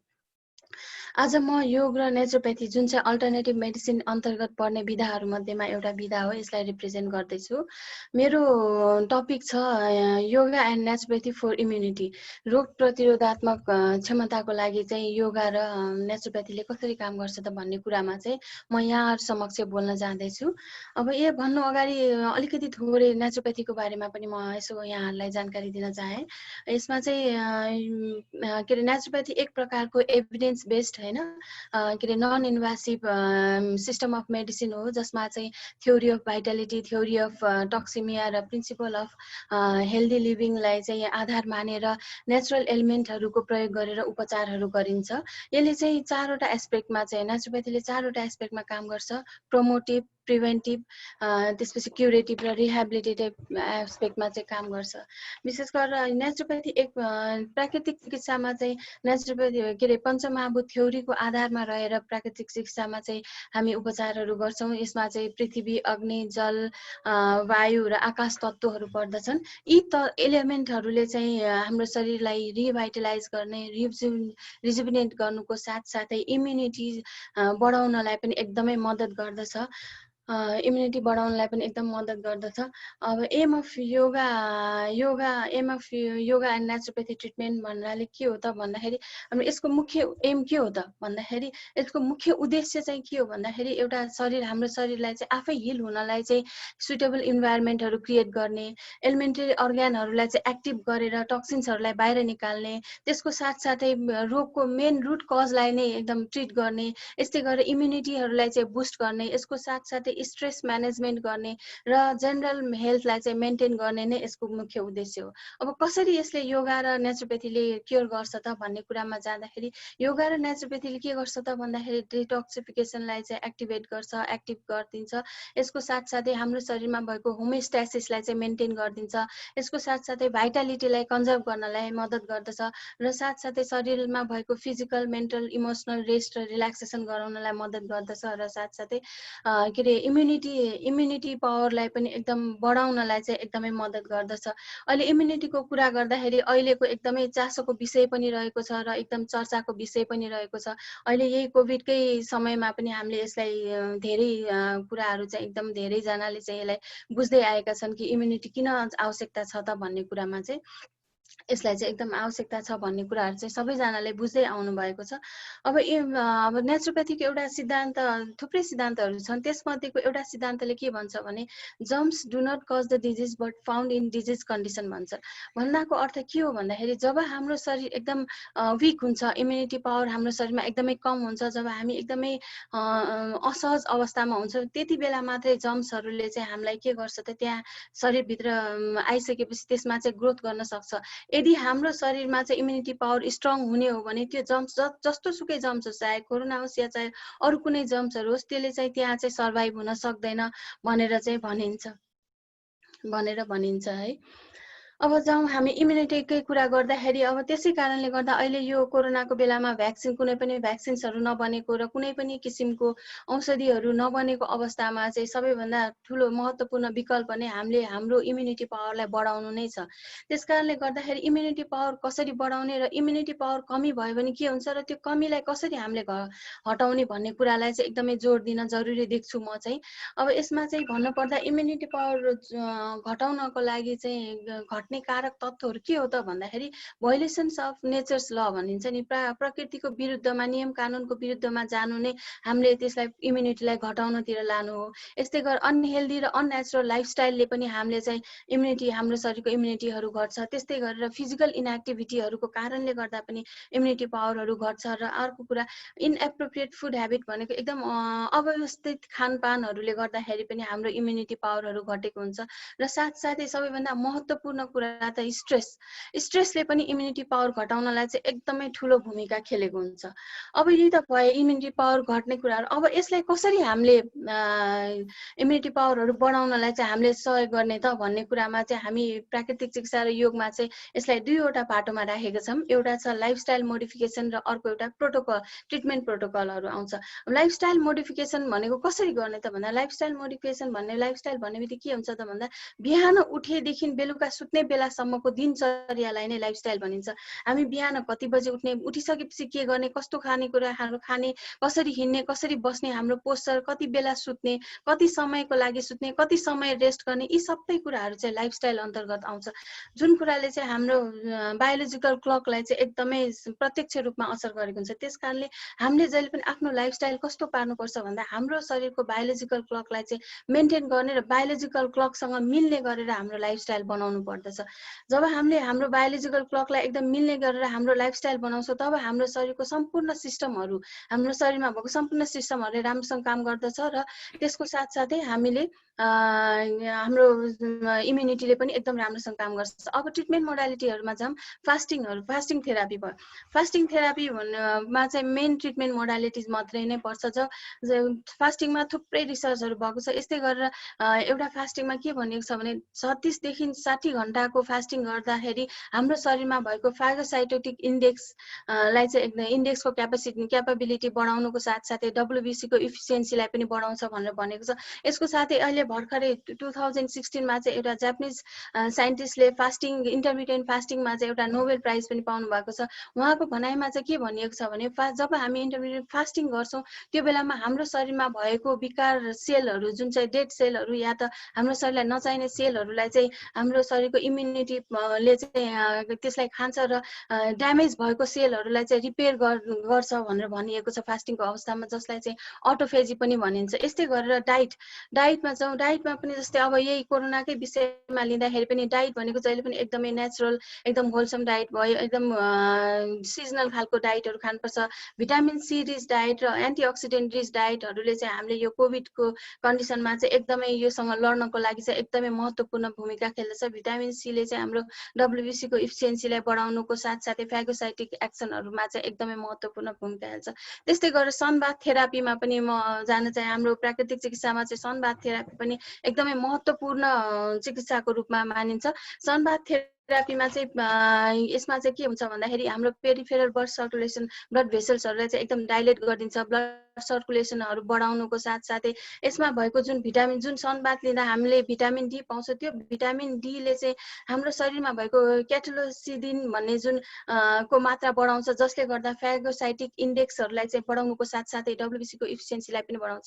र यसै गरी क्याटेलोसिडिनले चाहिँ कीटाणुहरूको सेल मेम्ब्रेनलाई चाहिँ पाल गरिदिन्छ र न्युट्रोफिल र फेगोसाइट्सहरू चाहिँ त्यसमा सजिलैसँग एन्टर गरेर त्यसलाई चाहिँ इन्गल्फ गर्न सक्छ भनेर पनि देखाएको छ। यस्तै गरेर भिटामिन डीले चाहिँ लङ्समा हुने एन्जियोटेन्सिन कन्भर्टिङ इन्जाइमलाई पनि एकदम बढाउन हेल्प गर्छ, जसले गर्दाखेरि अहिले हामीले देख्न सक्छौँ यो कोरोनाको कन्डिसनमा चाहिँ लङ्सहरूमा चाहिँ एकदमै ड्यामेज गर्ने यो कन्डिसनहरू छ। यो भिटामिन डी राम्रो तरिकाले हामीले प्रपर मात्रामा एकदम थेरापीको हिसाबले लियौँ भने यसले चाहिँ हाम्रो लङलाई चाहिँ ड्यामेज हुनबाट बचाउँछ भनेर भनिएको छ। यसको साथसाथै योगा थेरापीले पनि हाम्रो स्ट्रेसहरू म्यानेजमेन्ट गर्न, एन्जाइटीहरूलाई कम गर्न, जुन कोभिडको बेलामा हामीहरूमा हुने जुन एन्जाइटी भयो, स्ट्रेसहरूलाई चाहिँ म्यानेज गर्नलाई चाहिँ एकदमै महत्त्वपूर्ण भूमिका खेल्दछ भनेर भन्छ। यसको साथसाथै हामीले यही उसलाई चाहिँ आधारमा मानेर हाम्रो रजर प्राकृतिक चिकित्सालय र नरहरी प्राकृतिक चिकित्सालयमा चाहिँ अहिले यो कोभिडको केसहरूमा चाहिँ एकदमै राम्रो रिजल्टहरू आएको छ। यही प्राकृतिक चिकित्साहरूलाई चाहिँ उहाँले फलो गरेर आज मात्रै पनि 56 जना चाहिँ डिस्चार्ज भएर जानुभयो। 6 देखि 10 दिनभित्रमा चाहिँ बिरामीहरू एकदमै राम्रो तरिकाले निको भएर जाने कन्डिसनमा हामीले पाएका छौँ। यति भन्दै म आजको मेरो छोटो वक्तव्य यहीँ टुङ्ग्याउन चाहन्छु। यहाँलाई मलाई यति शब्द बोल्न दिनुभएकोमा हाम्रो डाक्टर दिनेश गेवालीज्यू, हाम्रो चिरञ्जीवी भट्टराईज्यूको साथसाथै यास्मिन बेगमलाई र साथसाथै यहाँ प्रत्यक्ष र अप्रत्यक्ष रूपमा चाहिँ यो प्रोग्रामलाई सफल पार्नलाई सहयोग गर्नुहुनेहरू सम्पूर्णलाई म एकदम धन्यवाद दिन चाहन्छु। धन्यवाद। धन्यवाद डाक्टर दिपा, धेरै नै जानकारीमूलक प्राकृतिक चिकित्साको विषयमा यहाँले जानकारी दिनुभयो। अब हामी ढिलो नगरिकन लाग्दैछौँ डाक्टर अमित मान जोशीतर्फ। डाक्टर अमित मान जोशी अहिले फ्रन्टलाइनमा राष्ट्रिय आयुर्वेद अनुसन्धान तथा अध्ययन केन्द्रमा काम गर्दै हुनुहुन्छ। He is a research scientist over there. Doctor Amit Man. नमस्ते, म डाक्टर अमित मान जोशी। हाल म यस राष्ट्रिय आयुर्वेद अनुसन्धान तालिम केन्द्रमा अनुसन्धान अधिकारी रूपमा कार्यरत छु। म अब सरस्वती भन्दा चाहिँ आफ्नो एक्सपिरियन्सहरू तपाईँहरूमाथि चाहिँ सेयर गर्न चाहन्छु। म एज अ फ्रन्टलाइन डक्टरको पनि काम गरेँ र यस राष्ट्रिय आयुर्वेद अनुसन्धान तालिम केन्द्रमा कोरोना सङ्क्रमण भएको बिरामीलाई कसरी हामीले सेवा दिइरहेका छौँ र हामीले के कस्ता अनुसन्धान गरिरहेका छौँ र फ्रन्टलाइन डक्टरको रूपमा काम गर्दाखेरि चाहिँ के कस्तो अनुभूतिहरू हुन्छ त्यो म सेयर गर्न चाहन्छु। र म अहिले पनि एज अ फ्रन्टलाइन डक्टरको रूपमा काम गर्दैछु। मेरो फोन आउन सक्छ होला, त्यही भएर म सरसर्ती म हजुरलाई छिटो म आफ्नो यो प्रेजेन्टेसन सकाइहाल्छु। म सर्वप्रथम त पृष्ठभूमिबाट जान चाहन्छु। सुरुमा कोरोना सङ्क्रमित भएको पहिलो व्यक्ति जुन महिला हुनुहुन्थ्यो, उहाँको मृत्यु भयो। उहाँप्रति मेरो हार्दिक संवेदना छ। उहाँको चाहिँ टिचिङ हस्पिटल डेलिभरी केस भइसकेपछि घर जानुभयो र घर गइसकेपछि चाहिँ उहाँको दुलीखेलमा निधन भयो र टिचिङ हस्पिटलमा त्यो वार्डमा सम्भाव्य सङ्क्रमित भएका व्यक्तिहरूलाई चाहिँ हाम्रो यस केन्द्रमा चाहिँ एज अ क्वारेन्टाइनको रूपमा ल्याउनु भयो र क्वारेन्टाइनको रूपमा ल्याइसकेपछि 14 जना बिरामी हुनुहुन्थ्यो। उहाँहरू 14 दिन बसेर जानुभयो र यसै क्रममा प्यारलली हामीले के गरिरहेको थियो भने चाहिँ अब यो परिवेशमा चाहिँ नेपालमा विशेष गरी काठमाडौँमा कोरोनाको सङ्क्रमण बढ्यो भने हामीले के गर्ने त? यस आयुर्वेद अनुसन्धान तालिम केन्द्र ले चाहिँ अब के किसिमको कोरोनासँग भएको बिरामीलाई सेवा दिने, कसरी उहाँहरूको रोगलाई निको पार्न सकिन्छ भन्ने कुरा हामीले विभिन्न स्तरमा छलफल गऱ्यौँ। छलफल गर्ने क्रममा चाहिँ अब यसलाई कसरी अगाडि बढाउने भन्ने कुरामा चाहिँ उहाँले मलाई प्रिन्सिपल इन्स्टिट्युट बनाउनु भयो र विभिन्न आयुर्वेद लिटरेचर रिभ्यू र एभिडेन्स बेस्ड लिटरेचर रिभ्यू गरेर हामीले चाहिँ आयुर्वेदिक जडीबुटीमा 4वटा ड्रग सेलेक्ट गऱ्यौँ। 4वटा हर्ब 4वटा जडीबुटी सेलेक्ट गऱ्यौँ। म त्यसको नाम भन्न चाहन्छु। त्यसमा गुडुची, सुतो, मरिच, पिपला र त्यसको साथसाथै खनिज द्रव्य सेलेक्ट गऱ्यौँ र सेलेक्ट गरिसकेपछि यदि कोरोना सङ्क्रमित व्यक्ति आएमा यो औषधि दिएर कस्तो प्रभाव हुन्छ भन्ने कुरा हाम्रो निरन्तर छलफल भइरहेको थियो र असार 25 गते कोरोना सङ्क्रमित भएको बिरामी 20 जना आउनुभयो र 20 जनामा हामीले सर्वप्रथम चाहिँ एउटा पाइलट अब्जर्भेसन स्टडी गऱ्यौँ। 20 जनालाई यो औषधि दिनको 3 पटक बिहान, बेलुका र दिउँसो 2 गोली गरेर हामीले दियौँ। यसको मात्रा भनेको तपाईँको 2100 मिलिग्राम हो र गर्दाखेरि हामीले चाहिँ के गर्यो भने चाहिँ यदि कोरोना सङ्क्रमित भएको व्यक्तिलाई चाहिँ 7 दिनमा आरटीपीसीआर गर्दाखेरि नेगेटिभ आउँछ कि आउन्न भन्ने कुरामा चाहिँ हाम्रो पूर्व अनुमान थियो। त्यो पूर्व अनुमानमा हामीले गर्दाखेरि 20 जना बिरामीलाई चाहिँ नेगेटिभ आयो। अब यो पाइलट स्टडीलाई चाहिँ अझ राम्रोसँग स्टडी डिजाइन के गर्ने भन्ने कुरामा हामीले चाहिँ gold standard clinical trial design गऱ्यौँ, जसलाई हामीले randomized control placebo double blinded clinical trial भन्छौँ, त्यो डिजाइन गऱ्यौँ। र त्यसमा चाहिँ विभिन्न इम्युनो मार्करहरू कोरोनाले चाहिँ कोरोना सङ्क्रमित भएको व्यक्तिमा कस्तो इम्युन रेस्पोन्स हुन्छ, जस्तै कुन इम्युन रेस्पोन्सले अपरेगुलेसन गर्छ, माथि लाग्छ, कुन इम्युन रेस्पोन्सले तल गर्छ भन्ने विभिन्न इम्युनो मार्कर तथा बायोकेमिकल एनालाइसिस तर standard gold clinical trial design गरेको अवस्था थियो। तर हामीले यस केन्द्रमा चाहिँ बजेटको अभाव भएर हामीले त्यस गोल्ड स्ट्यान्डर्डलाई अगाडि बढाउन सकेनौँ र त्यो क्लिनिकल डिजाइनलाई चाहिँ हामीले अलिक चेन्ज गऱ्यौँ। हामीले चाहिँ open level uncontrolled clinical trial भन्छौँ। त्यसको अर्थ यो हुन्छ कि जतिजना कोरोना सङ्क्रमित भएको बिरामी आउँछ ती सबै बिरामीलाई चाहिँ हामीले बनाएको जुन सुतो, मरिच, पिपला, गुडीची प्लस खनिजको फर्मुलेसन दिएर हेर्ने, त्यसको चाहिँ हेर्दाखेरि त्यो बिरामीहरूमा कस्तो इफेक्ट आउँछ त। हाम्रो प्रमुख उद्देश्य भनेको बिरामीहरूको चाहिँ कोरोना सङ्क्रमित बिरामीको सेभिरिटीमा नजाने, यदि एसिम्प्टोमेटिक केस छ, माइल्ड केस छ भएको खण्डमा मोडरेटमा नजाने, मोडरेट कन्डिसन भएकोमा सेभिरिटीमा नजाने र विश्व परिवेशमा औषधमा 14 दिन अथवा 15 दिनमा चाहिँ कोरोना आफै निको हुन्छ भन्ने तथ्याङ्क छ। र यदि हाम्रो हर्बल मिनरल फर्मुलेसन खाँदाखेरि चाहिँ उहाँहरूलाई 7 दिनमा निको हुन्छ कि भनेर हामीले अनुमान गरेका थियौँ। र यही अनुमान अनुसार चाहिँ हामीले 483 जना कोरोना सङ्क्रमित बिरामीलाई चाहिँ 7 दिनमा आरटीपीसीआर टेस्ट गरायो। 483 जना बिरामीमा 406 जना बिरामीलाई चाहिँ आरटीपीसीआर नेगेटिभ भयो। यसको अर्थ 84% बिरामीलाई चाहिँ 7 दिनमा कोरोना निको भएको अवस्था थियो।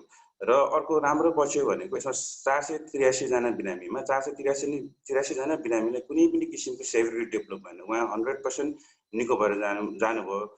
यसको अर्थ यो हुन्छ कि उहाँ 7 दिनमा निको चाहिँ भएन, तर कोहीलाई 10 दिन कोहीलाई 14 दिन लागेको अवस्था चाहिँ हो।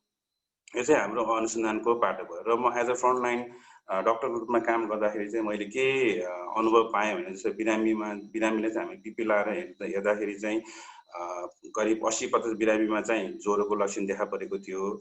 त्यसै गरिकन 20%मा डायरिया र 40%मा चाहिँ तपाईँ खोकी, 30%मा फेटिक जस्ता लक्षणहरू त थियो। तर मैले के पाएँ भने जस्तो बिरामीमा सबभन्दा बढी चाहिँ हुने भनेको एन्जाइटी अथवा प्यानिक एट्याक चाहिँ एकदमै हुँदो रहेछ। उहाँहरूलाई केही नभए पनि म केही भइहाल्छु कि म केही अप्ठ्यारोमा परिहाल्छु कि भन्ने कुरा चाहिँ मैले पाएँ। र आफै मैले आयुर्वेद चिकित्सक भए तापनि फ्रन्टलाइन रूपमा काम गर्दाखेरि उहाँहरूसँग प्रत्यक्ष रूपमा मोनिटरिङ गर्दाखेरि उहाँहरूको सेवा गर्न मौका पाउनु चाहिँ मेरो लागि चाहिँ यो एकदमै सुवर्ण अवसर थियो। म त्यसमा चाहिँ एकदम प्राउड फिल गर्छु।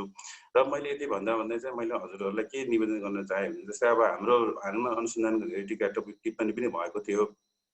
र यो टिका टिप्पणीमा चाहिँ कस्तो भने हाम्रो अनुसन्धानमा चाहिँ कन्ट्रोल लिएको छैन। यो ओपन लेभल अनकन्ट्रोल ट्रायल भयो। कन्ट्रोल भनेको चाहिँ हामीले लिने कुनै गाह्रो छैन। यतै आइसोलेसन सेन्टरमा चाहिँ यो कोरोना सङ्क्रमित भएको बिरामीलाई 7 दिनमा हामीले आरटीपीसीआर गर्दा स्ट्यान्डर्ड केयर गरेको आरटीपीसीआर गर्दा बिरामीलाई लियो भने हामीले कन्ट्रोल गरेर मजाले कम्पेयर गर्न सक्छौँ। त्यसमा ठुलो कुरो भएन। मेरो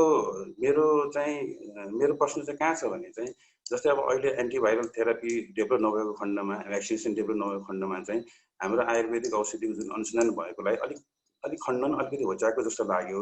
र मैले यसै क्रममा चाहिँ विभिन्न अनुसन्धान गर्न थालेँ। र भ्याक्सिनेसनको पनि र अहिलेसम्म जति पनि भ्याक्सिन भन्छ त्यसको पनि कुनै पनि सिङ्गल भ्याक्सिनको randomized double blinded clinical trial भएको छैन। र हामीले कम्बिनेसन अफ भ्याक्सिनेसन दिन्छौँ, त्यसको पनि अहिलेसम्म एफिकेसी हेरेको छैन। र त्यसमा भएको भ्याक्सिनमा चाहिँ म अचम्म लाग्यो, भ्याक्सिनमा पनि मर्करी हुँदो रहेछ, भ्याक्सिनमा पनि एल्युमिनियम हुँदो रहेछ, भ्याक्सिनमा रिनल टिस्यू हुँदो रहेछ, भ्याक्सिनमा मङ्की टिस्यू सेल्स हुँदो रहेछ, भ्याक्सिनमा ग्लाइफोस्फेट हुँदो रहेछ। यस्तो खतरनाक इन्ग्रेडियन्ट भएको भ्याक्सिन चाहिँ how can they be approve. र आयुर्वेदिक औषधिलाई चाहिँ 7 दिनमा निको भएको कुरालाई यति खण्डन, यति नराम्रो रूपमा प्रस्तुत गरेका छन्। त्यो सुन्न पाउँदा एकदम दुःख लाग्छ। मैले सोचेको चाहिँ कस्तो जस्तो अब मैले पनि सबै कुरा जान्दैनन्। अब हामीहरूका विज्ञहरू हुनुहुन्छ, तपाईँ अब इन्टरनेसनल प्लेटफर्ममा हुनुहुन्छ, यस ग्लोबल यस ग्लोबल हेल्थ कन्फरेन्सको माध्यमबाट चाहिँ आउनुहोस्, हामीसँग मिलेर काम गरौँ। यस्तो आयुर्वेदमा धेरै कुराहरू लुकेको छन्, धेरै राम्रो छन्। आयुर्वेद साँच्चैकै राम्रो छन्, हामीले नबुझेर हो, हामीले पढ्न नजानेर हो, अथवा हामीलाई त्यो ज्ञान नभएर हो। साँच्चैकै एकदमै राम्रो छ। र मैले चाहिँ प्रत्यक्ष अनुभव गर्दाखेरि चाहिँ यस कोरोना पेन्डेमिकले चाहिँ आयुर्वेदले रोक्न ठुलो मद्दत गर्न सक्छ। यति भन्दै समयको अभावले गर्दा म आफ्नो शब्द यही टुङ्ग्याउन चाहन्छु। धन्यवाद। धन्यवाद डाक्टर अमित मान जोशी। निकै नै एक किसिमले भावुक पनि बनाइदिनु भयो यहाँले। साह्रै नै हृदयबाट यहाँहरू बोलिरहनु भएको थियो, त्यो महसुस हुन्थ्यो हामीलाई। अवश्य पनि हामी यसमा छलफल गरौँला। अब हामी अलिकति पाटो फेरौँ। हामीसँग हुनुहुन्छ मधुसूदन रिमाल, उहाँ युनिभर्सिटी अफ अल्बर्टा क्यानाडामा आयुर्वेदमा एकदमै जिज्ञासु हुनुहुन्छ। एकदमै उहाँ पिएचडी गर्दै हुनुहुन्छ आयुर्वेदकै संहिताहरूमा, र उहाँले अवश्य पनि यहाँ नयाँ कुरा राख्नुहुनेछ, आयुर्वेदा इन हिस्टोरिकल ट्राजेक्टरी। मधुसूदनजी। हजुर धन्यवाद। र सुनिन्छ मलाई? सुनिन्छ। हजुर, थ्याङ्क यू। एकदम खुसी लाग्यो यस्तो प्लेटफर्ममा बोल्न पाउँदा। धेरै औपचारिकता नबादी समयको पाबन्दीले गर्दा म मेरो विषयवस्तुमा डाइरेक्ट जान चाहन्छु। सकेसम्म अङ्ग्रेजी र संस्कृतको शब्दहरू कम प्रयोग गर्ने प्रयास गर्नेछु। त्यो पनि भएमा म क्षमा चाहन्छु।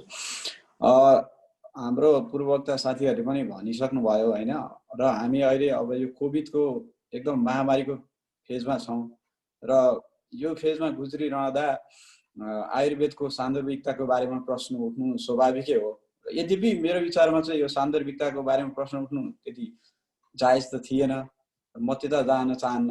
र मान्छेहरू विशेष गरेर अहिले युवा वर्गहरूलाई चाहिँ मैले अलिकति सोचिरहेको थिएँ, र युवा वर्गमा चाहिँ के समस्या देखियो भने आयुर्वेदको इतिहास चाहिँ के हो त? आयुर्वेद के तुरुन्तै आउट अफ नथिङ आएको हो त होइन? यो पेन्डेमिक बाट हामी खेपिरहेछौँ, अनि त्यो टाइममा चाहिँ एक्कासी आयुर्वेदको छलफल हुँदाखेरि कति छ त यसको इतिहास, के छ त यो पुर्खा, यसको पुर्खा। जस्तै हामीले हाम्रो अहिले श्राद्ध गर्दा 3 पुस्तालाई चाहिँ हामीले तर्पण दिन्छौँ होइन, जुन त्यो संस्कार पद्धति मान्ने मान्छेहरूले। त्यसै गरी आयुर्वेदको पनि त केही तर्पण हुनसक्छ, अथवा कन्टिन्युटीको विषय हुनसक्छ, र यसको इतिहासतिर के हुनसक्छ त, हाम्रो पुर्खाहरूले चाहिँ कसरी हेरिरहेको थिए भन्ने बारेमा चाहिँ मलाई अलि पहिलादेखि नै रुचि भएको। र म चाहिँ स्वास्थ्य विज्ञानको विद्यावारिधीको विद्यार्थी भएको नाताले र आयुर्वेद चाहिँ मेरो विशेष क्षेत्र भएको, र मूल ग्रन्थहरू संस्कृतमा भएकै ग्रन्थहरूलाई चाहिँ मैले प्राइमरी सोर्सको रूपमा प्रयोग गर्ने हुनाले यो बारेमा थोरै बोलौँ न भनेर अनि मैले यो बोल्नलाई प्रयास गर्दैछु। जसरी हामी अब आयुर्वेदको प्रयोग चाहिँ आज आएर मात्रै भएको होइन। जस्तै अब तपाईहरु हामी नेपालकै इतिहासमा जाँदाखेरि पनि प्रताप मल्ल जुन भक्तपुरको राजा, रणजित मल्ल जुन भक्तपुरको राजा थिए, त्यो टाइममा जब इटालियन जेसुइटहरूले आएर चाहिँ आधुनिक भनौँ न त्यो बेलाको पश्चिमा स्वास्थ्य विज्ञानका केही कुराहरूलाई चाहिँ त्यहाँबाट प्रयोग गरेर अनि त्यसपछि चाहिँ बिस्तारै बिस्तारै नेपालमा पश्चिमा अब तपाईहरु नेपालमा चाहिँ एलोप्याथी भनेर बुझिन्छ, एलोप्याथी स्वास्थ्य पद्धति चाहिँ त्यसरी विकसित हुँदै आज हामी 2077 सालमा छौं हैन। तर के थियो भन्दा अगाडि हामी त्यतिकै बाँचिरहेको थियौं त, के उपचार पद्धति हाम्रो समाजमा के थिएन त भन्दा त्यो क्वेशन उठ्छ हैन। पक्कै पनि हामीसँग थियो, त्यो चाहिँ के थियो भन्दा मुख्य चाहिँ आयुर्वेद थियो हैन, र त्यससँगै अरु पनि हाम्रा समाजमा चलेका स्वास्थ्य पद्धतिहरू थिए। त्यसर्थमा यसको इतिहास छ र म चाहिँ थोरै अब छिट्टोमा भन्न चाहदा चाहिँ आयुर्वेदको लिटरेचरहरू जुन हाम्रो लिटरेचरहरू के थियो त, अब यो कथ्य मात्रै हो त, यो चाहिँ बोलीको स्मृतिमा मात्रै हो त भन्दा होइन, यसमा पनि एकदम भयानक किसिमले, भयानक शब्द नै प्रयोग गरौँ, यसमा पनि लेखिएका थिए र आजसम्म पनि लेखिएका छन्। अब त्यो विभिन्न भाषामा लेखिएका छन्। आज चाहिँ हिजो चाहिँ संस्कृत, मूलतः संस्कृत भाषामा लेखिएका थिए हैन। जस्तै अब यो ठ्याक्कै इतिहासमा जाँदाखेरि चाहिँ आयुर्वेदको लेख्य साहित्यको चर्चा गर्दा चाहिँ चरक संहिता भनेर चिनिन्छ हैन। त्यो चाहिँ लगभग आजभन्दा 2100 वर्ष अगाडि नै त्यो विभिन्न फर्मेटमा विभिन्न रिभिजन चाहिँ भइरहेको थियो समय समयमा। हामीलाई के लाग्छ भने हामीले जुन त्यो कुनै अब जस्तै अब आयुर्वेदको मुख्य चाहिँ हामीले संस्कृत टेक्स्टमा गयौँ भने मुख्य रूपमा चाहिँ अहिलेको मुम्बई हैन, उ बेलाको बम्बई र अनि त्यसपछि कलकत्ता, अनि त्यो त्यहाँको एडिसन हेरिन्छ। अनि त्यो एडिसन हेर्दा चाहिँ त्यो आज आएर छापिएको होला भन्ने देखिन्छ। त्यो चाहिँ कसैले चाहिँ एडिट गरेर बनाएको हो। तर पहिलो एडिसन चाहिँ आजभन्दा 21 अगाडि वर्ष अगाडि नै भइसकेको थियो र त्यो चरेको भन्ने मान्छेले चाहिँ गरेको हो पहिलो। त्यसपछिको दृढ बल लगायतको पछि चाहिँ आउँदै गर्छ होइन। मुख्य त्यो चाहिँ मेन फाउन्डेसनल टेक्स्टको रूपमा लिइन्छ आयुर्वेदको। र यसमा चाहिँ बकाइदाले चाहिँ जुन हामीले अहिले जुन आधुनिक स्वास्थ्य पद्धतिमा जुन विभिन्न के अरे उपशीर्षकहरू जस्तै 8 वटा छ होइन, 8-10 वटा बनाएको छन्, त्यसै गरी त्यसमा पनि बकाइदा लेखिएका छ होइन। सूत्र स्थानदेखि लिएर चिकित्सा लगायत सबै कुराहरू छ। अब अहिले यो टाइममा भन्न नसकिएला। र अर्को कुरा चाहिँ हाम्रो सुश्रुत संहिता भन्ने छ, लगभग त्यसो 200-300 वर्ष पछाडिको हाराहारीमा एउटा एडिट गरिएको र त्यसले चाहिँ मुख्यतया अहिले हामीले बुझिने भाषामा भन्दा सर्जरी भनौँ न, त्यसको चाहिँ सबैभन्दा पुरानो ग्रन्थ मानिन्छ। यो मैले यो हाम्रो स्वास्थ्य पद्धतिमा मात्रै होइन, म कम्पेरिटिभ हेल्थ हिस्ट्रीको पनि विद्यार्थी भएको नाताले यो चाहिँ के दावाको साथ भन्छु भने आजसम्मको प्रमाणमा चाहिँ सबैभन्दा पहिलो यो सर्जरीको बारेमा विस्तृत रूपमा व्याख्या गर्ने ग्रन्थ चाहिँ। अनि यसको चाहिँ ग्रन्थ कसरी आएर कहाँ आयो भन्दाखेरि चाहिँ सबैभन्दा पुरानो यसमा लेखिएको हस्तलिखित ग्रन्थ चाहिँ नेपालमै छ। त्यसमा त्यो डेटिङ पनि गरिएको छ 887 यो जुन हामीले एडीमा अहिले कमन एरामा चाहिँ कन्भर्ट गर्दा 887 मा चाहिँ त्यो कसैले चाहिँ सारेको भनिन्छ होइन। र यस्तै गरी धेरै नै छन्। अब समयले गर्दाखेरि म एकदम छोटकरीमा 1-2 मिनटमा भन्नुपर्दाखेरि चाहिँ अर्को हाम्रो मुख्यतया नेपाल र इन्डियाको आयुर्वेदिक कलेजहरूमा पढाइ हुने अर्को अष्टाङ्ग हृदय संहिता भन्ने छ, लगभग 600 को हाराहारीमा लेखिएको, आजभन्दा 1600 को हाराहारीमा लेखिएको भनिन्छ विज्ञानहरूको चाहिँ सम्मति त्यसमा छ। अनि त्यसलाई चाहिँ मुख्य रूपमा चरक संहिता र सुश्रुत संहिताको मेन त्यसको मुटु निकालेर चाहिँ त्यसमा चाहिँ बागभट्टले कम्पाइल गरेर एउटा आफ्नो नवीनतम आइडिया पनि दिएको हुनाले यसलाई चाहिँ एउटा हार्ट अफ मेडिसिन, हृदय भनेको छ नि, त्यसकारण त्यो हृदय भनेको हार्ट भन्ने अर्थमा त्यसरी पनि बुझ्न सकिन्छ। र यो श्रृङ्खला यो 6औं शताब्दीमा मात्रै टुङ्गिँदैन है। अब मेरो समय चाहिँ यहाँ टुङ्गिने हुनाले मैले चाहिँ सायद यति मात्रै होला। र यो ल र अहिले जो ब्रिटिस कोलोनियल टाइममा अनि प्लस नेपालको केसमा पनि नेपालमा पनि मेरै नामधारी रिमालहरूले पनि कुनै बेला 20औं शताब्दीको पूर्वार्धतिर पनि लेखिरहेको थिए आयुर्वेदमा। त्यसकारण आयुर्वेद स्ट्याटिक पनि छैन, आयुर्वेद चलायमान छ। अनि आयुर्वेद चाहिँ समय अनुकूल बनाउने प्रयास पनि गर्दैछ। अनि अघि समुदायले भनेको कुरा ठ्याक्क जोडेर म बिदा हुन्छु। जस्तै इन्टिग्रेटिभ एप्रोचको कुरा गर्नुभएको थियो नि, अझै आयुर्वेदलाई अझै पनि बलियो र अझै पनि चाहिँ त्यसमा हृदय भर्ने काम चाहिँ हामीले सायद यसमा गर्छौँ होला। यसको मतलब यो होइन कि आयुर्वेद चाहिँ फेरि त्यो अरूको मुटु नहालिकन अथवा आयुर्वेदको मुटु अरूमा नहालिकन चल्ने चाहिँ स्वास्थ्य पद्धति चाहिँ होइन है। यसमा एकदमै यो नितान्त यसको आफ्नो क्षमता, आफ्नो वैचारिक आधार भएको चाहिँ नितान्त बलियो स्वास्थ्य पद्धति हो भन्दै मेरो कुरा चाहिँ यहीँ टुङ्ग्याउँछु। धन्यवाद। धन्यवाद मधुसूदनजी। धेरै नै सारगर्भित र अत्यन्त सान्दर्भिक विषय राख्नुभयो यहाँले आयुर्वेदको ऐतिहासिक पृष्ठभूमिको बारेमा। र अब हामी जाँदैछौँ डाक्टर बुद्धि प्रसाद पौडेलतर्फ। उहाँ हुनुहुन्छ पश्चिमाञ्चल क्षेत्रीय स्वास्थ्य निर्देशनालय गण्डकी प्रदेशमा सहनिर्देशक हुनुहुन्छ।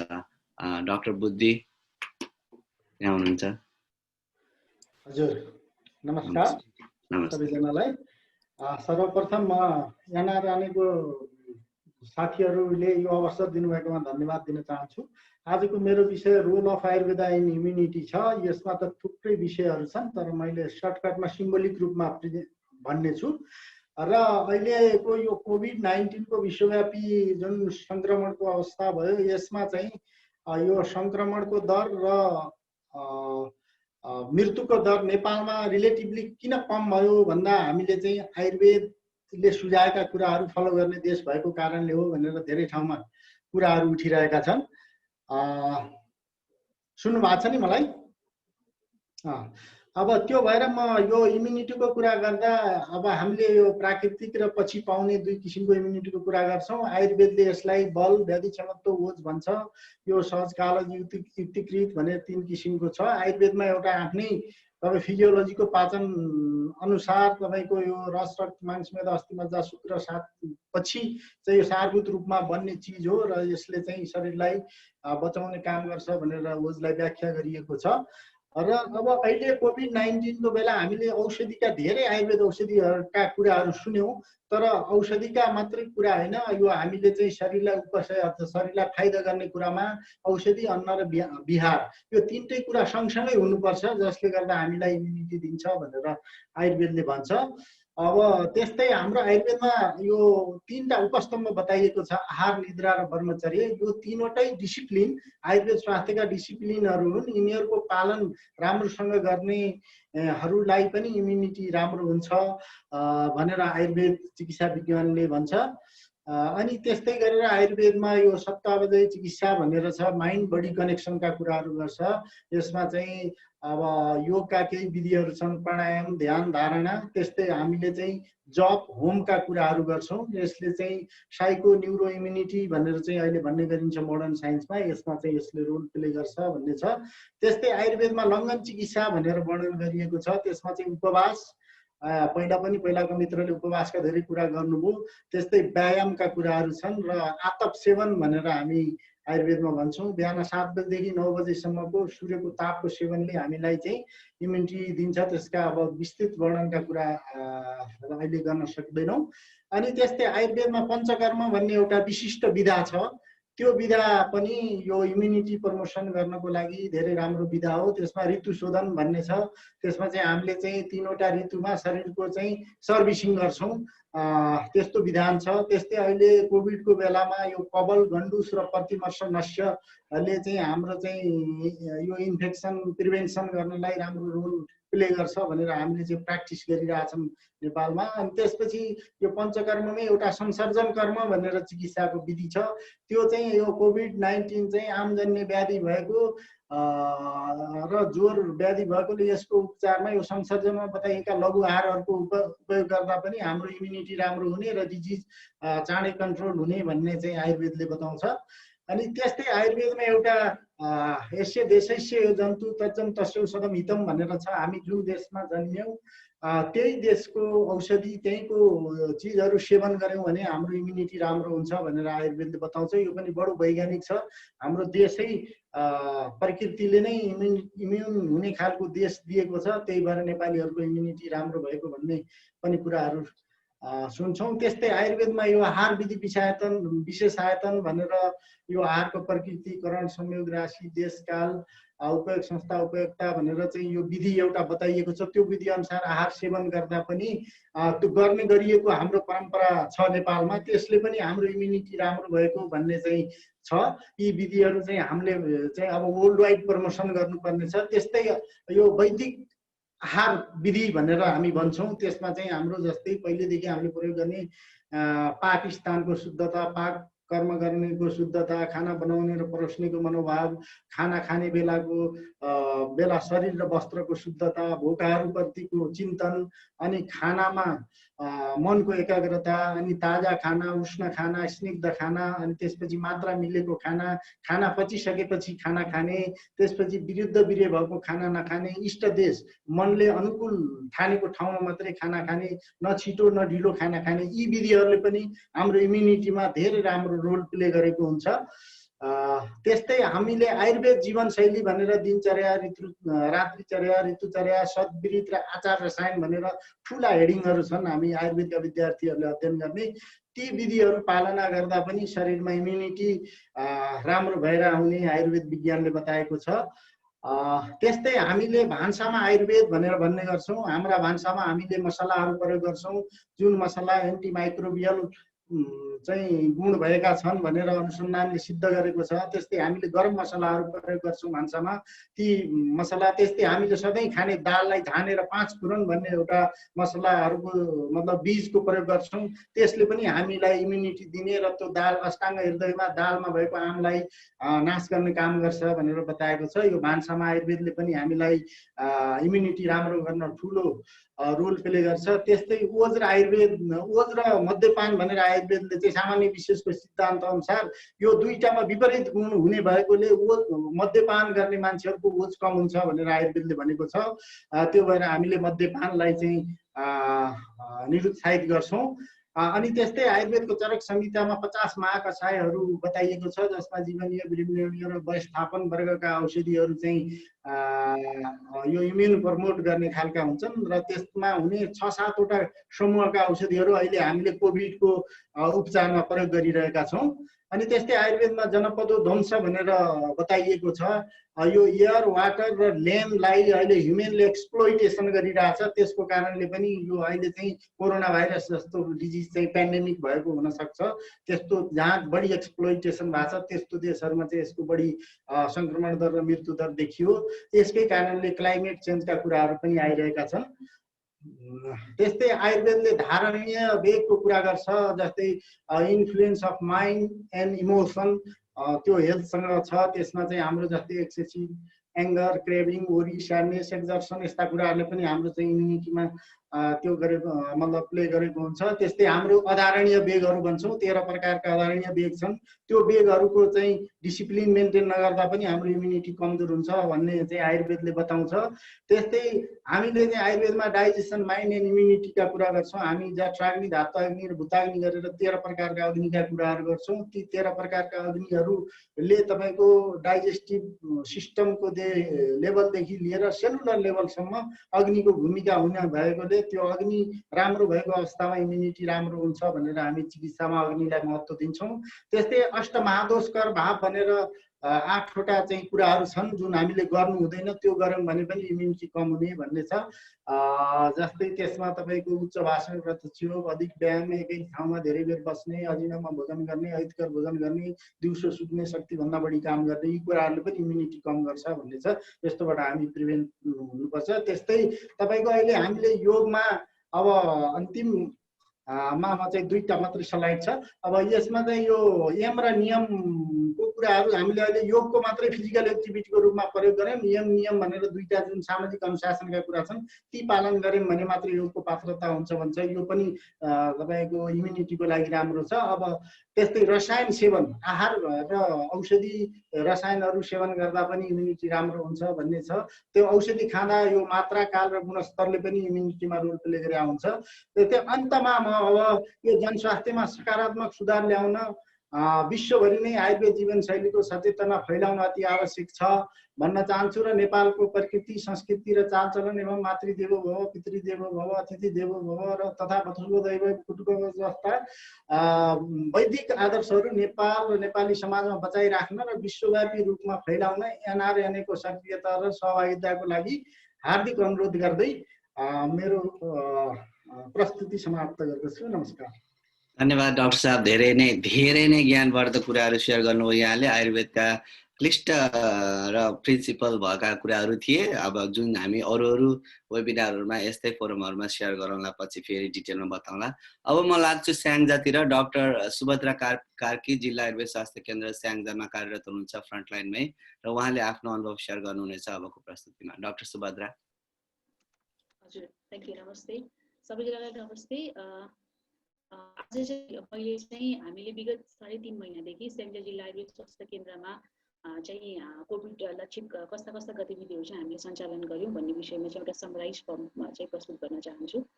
सबभन्दा पहिला त यो कुरा भन्न आवश्यक छ किनकि आइसोलेसन हस्पिटलमा समग्र नेपालमा नै आइसोलेसन हस्पिटल्समा आयुर्वेदको इन्टरभेन्सन सुरु गर्ने जिल्ला नै स्याङ्जा जिल्ला थियो र हामीले स्याङ्जाको जिल्ला अस्पतालमा सँग कोअर्डिनेसन गरेर जिल्ला आयुर्वेद स्वास्थ्य केन्द्र स्याङ्जाले चाहिँ आफ्नो एक्टिभिटिज कोभिडका लक्षित एक्टिभिटिजहरू चाहिँ हामीले सुरु गरेका थियौँ। र स्याङ्जाको हकमा कुरा गर्नुपर्दा जेठको 13 गते, आजभन्दा 3.5 महिना, लगभग 3 महिना अगाडि पहिलोपटक सङ्क्रमितहरू चाहिँ पोजिटिभ सङ्क्रमितहरू भेटिनु भएको थियो। र त्यसमा चाहिँ सङ्क्रमितहरूको चाहिँ हिस्ट्री हेर्दाखेरि चाहिँ धेरैजनाको छ। जस्तै हामीले जेठ र असारको केसेसहरूलाई हेर्ने हो भने सङ्क्रमितहरूको सबैको हिस्ट्री चाहिँ इन्डिया चाहिँ ट्राभल हिस्ट्री इन्डियाको थियो। उहाँहरू इन्डियाबाट फर्किँदै गरेको नै चाहिँ जनसमुदायहरू चाहिँ हुनुहुन्थ्यो। र अहिलेको हकमा चाहिँ आज सेप्टेम्बर 18 असोज 2 गतेसम्मको हकमा स्याङ्जा जिल्लामा चाहिँ टोटल चाहिँ पोजिटिभ सङ्क्रमितहरू चाहिँ 380 जना हुनुहुन्छ, जसमध्ये मोर्टालिटी मतलब डेथ भएको चाहिँ 3 जनाको मात्रै छ। र अहिले चाहिँ तत्काल एक्टिभ केसेसहरू भनेको चाहिँ 69 केसेसहरू चाहिँ एक्टिभ छ। र मैले यो कुराहरू चाहिँ भन्न किन चाहेँ भन्दाखेरि हाम्रो अहिलेको वर्तमान अवस्था बाहिरबाट जति ठुलो भयावह जस्तो देखिए पनि अहिले तत्कालीन ग्राउन्ड लेभलको रियालिटी चाहिँ यो भन्ने हिसाबले सबैलाई जानकारी होस् भन्ने हिसाबले मैले भन्न चाहेँ। र यो जुन सङ्क्रमितहरू छन्, सङ्क्रमितहरूको हामीले एज रेन्जको कुरा गर्ने हो भने 1 वर्षदेखि 85 वर्षसम्मको चाहिँ एउटा एज रेन्जमा चाहिँ सङ्क्रमितहरू भएर आएको चाहिँ अवस्था छ। यसैलाई मैले अलिकति चाहिँ डाटाहरू एनालाइसिस गर्दा के देखेँ भन्दा चाहिँ जुन यङ पपुलेसन छ नि, यो सङ्क्रमित हुने 380 जना मध्येको चाहिँ सङ्क्रमितको चाहिँ यङ पपुलेसन चाहिँ लगभग 68% चाहिँ यङ पपुलेसन छ, भनेको 16 देखि 40 वर्षसम्मको चाहिँ उमेरका व्यक्तिहरू हुनुहुन्छ भने जुन एल्डरली पपुलेसन छ अबोभ 60 चाहिँ 60 वर्षभन्दा माथिका चाहिँ 4% मात्रै हुनुहुन्छ। भनेपछि हामीसँग एउटा यो आयुर्वेद लक्षित गतिविधिहरू त छ नै, साथसाथै एउटा उमेरको हिसाबले पनि जुन एउटा सेल्फ नेचुरली पनि इम्युन हुने पपुलेसनको चाहिँ बल्क चाहिँ बढी भएको पनि एउटा चाहिँ फाइन्डिङ चाहिँ मैले महसुस गरेँ। त्यस्तै गरेर अब जस्तै रिकभरीको रेटको कुरा गर्दा मेजोरिटी अफ द केसेसहरू हामीले जेठ र असारमा हामीले जुन फाइन्डिङ्सहरू गर्यौँ, किनकि हामीले प्रत्यक्ष उहाँहरूसँग हिस्ट्री टेकिङ गर्ने, उहाँसँग हरेक उहाँहरूको कुराहरू सुन्ने गरिरहेका थियौँ। त्यो गर्दाखेरि मेजोरिटी जेठ र असारको केसेसहरूमा चाहिँ असिम्टोमेटिक केसेसहरू धेरै थियो भने अहिले तत्कालीन अब साउन भदौ र अब असोजमा चाहिँ हामीले हेरेका केसेसहरूमा चाहिँ माइल्ड किसिमका सिम्टम्सहरू सहितका केसेसहरू छन् भनेको त्यो अभिव्यक्ति चाहिँ अलिकति फरक छ समयको, मतलब 2 महिना अगाडि र 2 महिना पछाडिको अवस्थामा। त्यस्तै गरेर रिकभरी रेटको कुरा गर्ने भने हामीले चाहिँ एकदमै इन्स्पायरिङ र एकदम मोटिभेटिङ रिकभरी रेट्सको कुरा जस्तै रजरको प्राकृतिक चिकित्सालय साथसाथै एनआरटिसीको चाहिँ डाटाहरू छँदैछ। जिल्लाको हकमा पनि लगभग 6 देखि 16 दिनसम्मको चाहिँ हाराहारीमा लगभग पेसेन्टहरू चाहिँ सङ्क्रमितहरू चाहिँ नेगेटिभ भएर जानुभएको चाहिँ हाम्रो चाहिँ हिस्ट्री छ। यसमा चाहिँ हामीले चाहिँ केही कन्स्टेन्ट्सहरू रह्यो। जिल्ला स्वास्थ्य केन्द्र एउटा ठाउँमा लोकेटेड छ र हामीसँग लोजिस्टिक इन्सफिसियन्सिजहरूको कारणले नै जिल्लाको सबैको आइसोलेसन हस्पिटलमा हामी पुग्न सकेनौँ। हामीले समग्र 3 ठाउँमा हाम्रो एक्टिभिटीहरू देखाएको हो। त्यसमा चाहिँ हेलुमा भएको चाहिँ कालिका सामुदायिक अस्पताल, जिल्ला अस्पताल स्याङ्जा र करेन्ट डाँडा हेल्थ पोस्ट, यो 3 ठाउँमा रहनुभएका आइसोलेसनका सङ्क्रमितहरूलाई चाहिँ हामीले एक्टिभली आयुर्वेदिक इन्टरभेन्सन्सहरू दिएका थियौँ। त्यसमध्ये पनि हाम्रो इन्टरभेन्सन्सहरूमा के थियो त भन्दाखेरि आयुर्वेदिक मेडिसिन्स थियो, ताजा हर्ब थियो र साथसाथै हामीले योग प्राणायाम र ध्यानका विधिहरू पनि उहाँहरूलाई चाहिँ सिकाएका थियौँ। हामीले चाहिँ सबभन्दा पहिला चाहिँ ताजा गुर्जोलाई प्रयोगमा ल्याउने भन्ने मुहिम चाहिँ जहाँसम्म लाग्छ स्याङ्जाबाट सुरु भएको थियो। हामीले स्थानीय जङ्गलहरूमा गएर गुर्जोहरू खोजेर, ताजा गुर्जोहरू खोजेर नै त्यो चाहिँ लेबलिङ गरेर प्याकिङ गरेर हामीले हस्पिटलसम्म पुर्याउन चाहिँ हामीले सुरु गरेका थियौँ र त्यो त्यसको रिजल्ट पनि त्यही अनुसारले एकदमै राम्रो भयो। पेसेन्टहरू उहाँहरू पनि खुसी हुनुहुन्थ्यो। जस्तो केसेसहरूको जुन असिम्टोमेटिक केसेस, एउटा असिम्टोमेटिक केस असिम्टोमेटिक भएर नै एन्ड अप हुनु नै आफैमा एउटा ठुलो कुरा हो, किनकि एउटा असिम्टोमेटिक केस कुनै पनि बेला सिम्टोमेटिकतिर जान सक्छ। हामीले अहिले विभिन्न मान्छेहरूको चाहिँ जस्तै इभन डाक्टर साहबहरूको र माननीयहरूको पनि हामीले कुराहरू सुन्दाखेरि चाहिँ 1 हप्तासम्म असिम्टोमेटिक रहेको केस अचानक 8औं 9औं दिनमा गएर सिम्टोमेटिक सिभियर आइसियुदेखि भेन्टिलेटरसम्म पुगेको चाहिँ यो घटनाहरू पनि चाहिँ हामीले चाहिँ देखिरहेका छौँ अहिले। भने पछाडि एउटा असिम्टोमेटिक केसेसलाई त्यसैमा एन्ड अप गर्न सक्नु पनि एउटा ठुलो चाहिँ रोल हो जुन आयुर्वेदले प्ले गरिरहेछ भनेर चाहिँ मैले स्ट्रेस गर्न चाहन्छु। त्यस्तै गरेर हामीले यस सन्दर्भमा एउटा मेरो आफ्नो व्यक्तिगत इन्ट्रेस्टमा पनि मेरो जिल्ला आयुर्वेद स्वास्थ्य केन्द्रको परिवार मिलेर हामीले एउटा सानो सर्वे पनि गरेका थियौँ। लगभग हामीले सुरुमा 50 जना पेसेन्टहरूमा चाहिँ यी पेसेन्टहरूमा आयुर्वेद सम्बन्धी ज्ञान कतिको रहेछ त र सामान्यतः पाइने जुन आयुर्वेदका जडीबुटीहरू छन् तिनीहरूको ज्ञान कतिको रहेछ भनेर मैले एउटा सानो सर्वे पनि चाहिँ गराएको थिएँ, जसबाट लगभग 99% चाहिँ जति पनि सङ्क्रमितहरू हुन्थ्यो उहाँहरू सबैजना हामीले भनेका केही जडीबुटीहरू, हामीले 5-7 वटा जडीबुटीको चाहिँ त्यहाँ नामहरू थियो, त्यो कुराहरूमा चाहिँ उहाँहरू पहिलेदेखि नै अवेर भएको थियो। जडीबुटीको बारेमा हामीलाई थाहा छैन भन्ने लगभग कोही पनि हुनुहुन्थेन। 99%हरूले चाहिँ कुरिलो तपाईँको गुर्जो चिन्ने, असुरो चिन्ने लगायतको चाहिँ हामीले 5 वटा जडीबुटी जुन भनेका थियौँ त्योहरू चाहिँ उहाँहरूले चिन्ने चाहिँ उहाँहरूको चाहिँ हामीले चाहिँ अवस्था बुझेका थियौँ। समग्रमा भन्नुपर्दा हामी अझै पनि एक्टिभली चाहिँ स्याङ्जा जिल्लामा चाहिँ लागिरहेका छौँ इरेस्पेक्टिभ अफ सम लोजिस्टिक कन्स्टेन्ट्स। बाँकी सबै कुराहरू राम्रै छ, रिकभरी रेटहरू राम्रो छ, अनि सबभन्दा इम्पोर्टेन्ट भनेको जनसमुदाय स्तरबाट आयुर्वेदको डिमान्डहरू बढिरहेछ। अब चाहिँ जनप्रतिनिधिहरूले के जनसमुदायले पनि आयुर्वेदको कारणले गर्दा स्याङ्जा जिल्लाको चाहिँ मोर्टालिटी र साथसाथै स्याङ्जा जिल्लामा जुन सङ्क्रमणको फैलाव छ त्यसै मद्दत पुगेको भन्ने कुराहरू चाहिँ हामीले चाहिँ सुन्नमा आइरहेछौँ र पब्लिक जनप्रतिनिधिहरू हामी प्रत्यक्ष हामीसँग सम्पर्कमा पनि आइराख्नुहुन्छ हरेक दिन चाहिँ जिल्ला स्वास्थ्य केन्द्रमा। भन्दै म आफ्नो चाहिँ अहिलेको यो मेरो सानो मन्तव्य यही चाहिँ टुङ्गाउन चाहन्छु। नमस्ते। धन्यवाद डाक्टर सुभद्रा, धेरै धेरै खुसी लाग्यो यहाँले जति काम गर्नुभएको छ फ्रन्ट लाइनमा। अब हामीसँग निर्धारित समय त जम्मा 2 मिनट मात्र बाँकी छ, तर हाम्रा यहाँ दर्शक श्रोताहरू 9-10 जना जति एटेन्डी अहिले पनि हुनुहुन्छ। उहाँहरूबाट केही प्रश्न छ भने प्रश्न लिन्छौँ र हामी यो कार्यक्रमलाई ऱ्यापअप गर्छौँ। यहाँहरूले भन्नुभएको कुराहरूप्रति धेरै नै डिस्कसन गर्ने मन त थियो, तर यहाँ एटेन्डीहरूमा पार्टिसिपेन्ट्सहरूमा कोही प्रश्न सोध्न चाहनुहुन्छ भने कृपया लेखेर या आफ्नो माइक या मेसेज गर्नुभयो, हात उठाउनु भयो भने हामी चाहिँ यहाँलाई अलाउ गर्छौँ।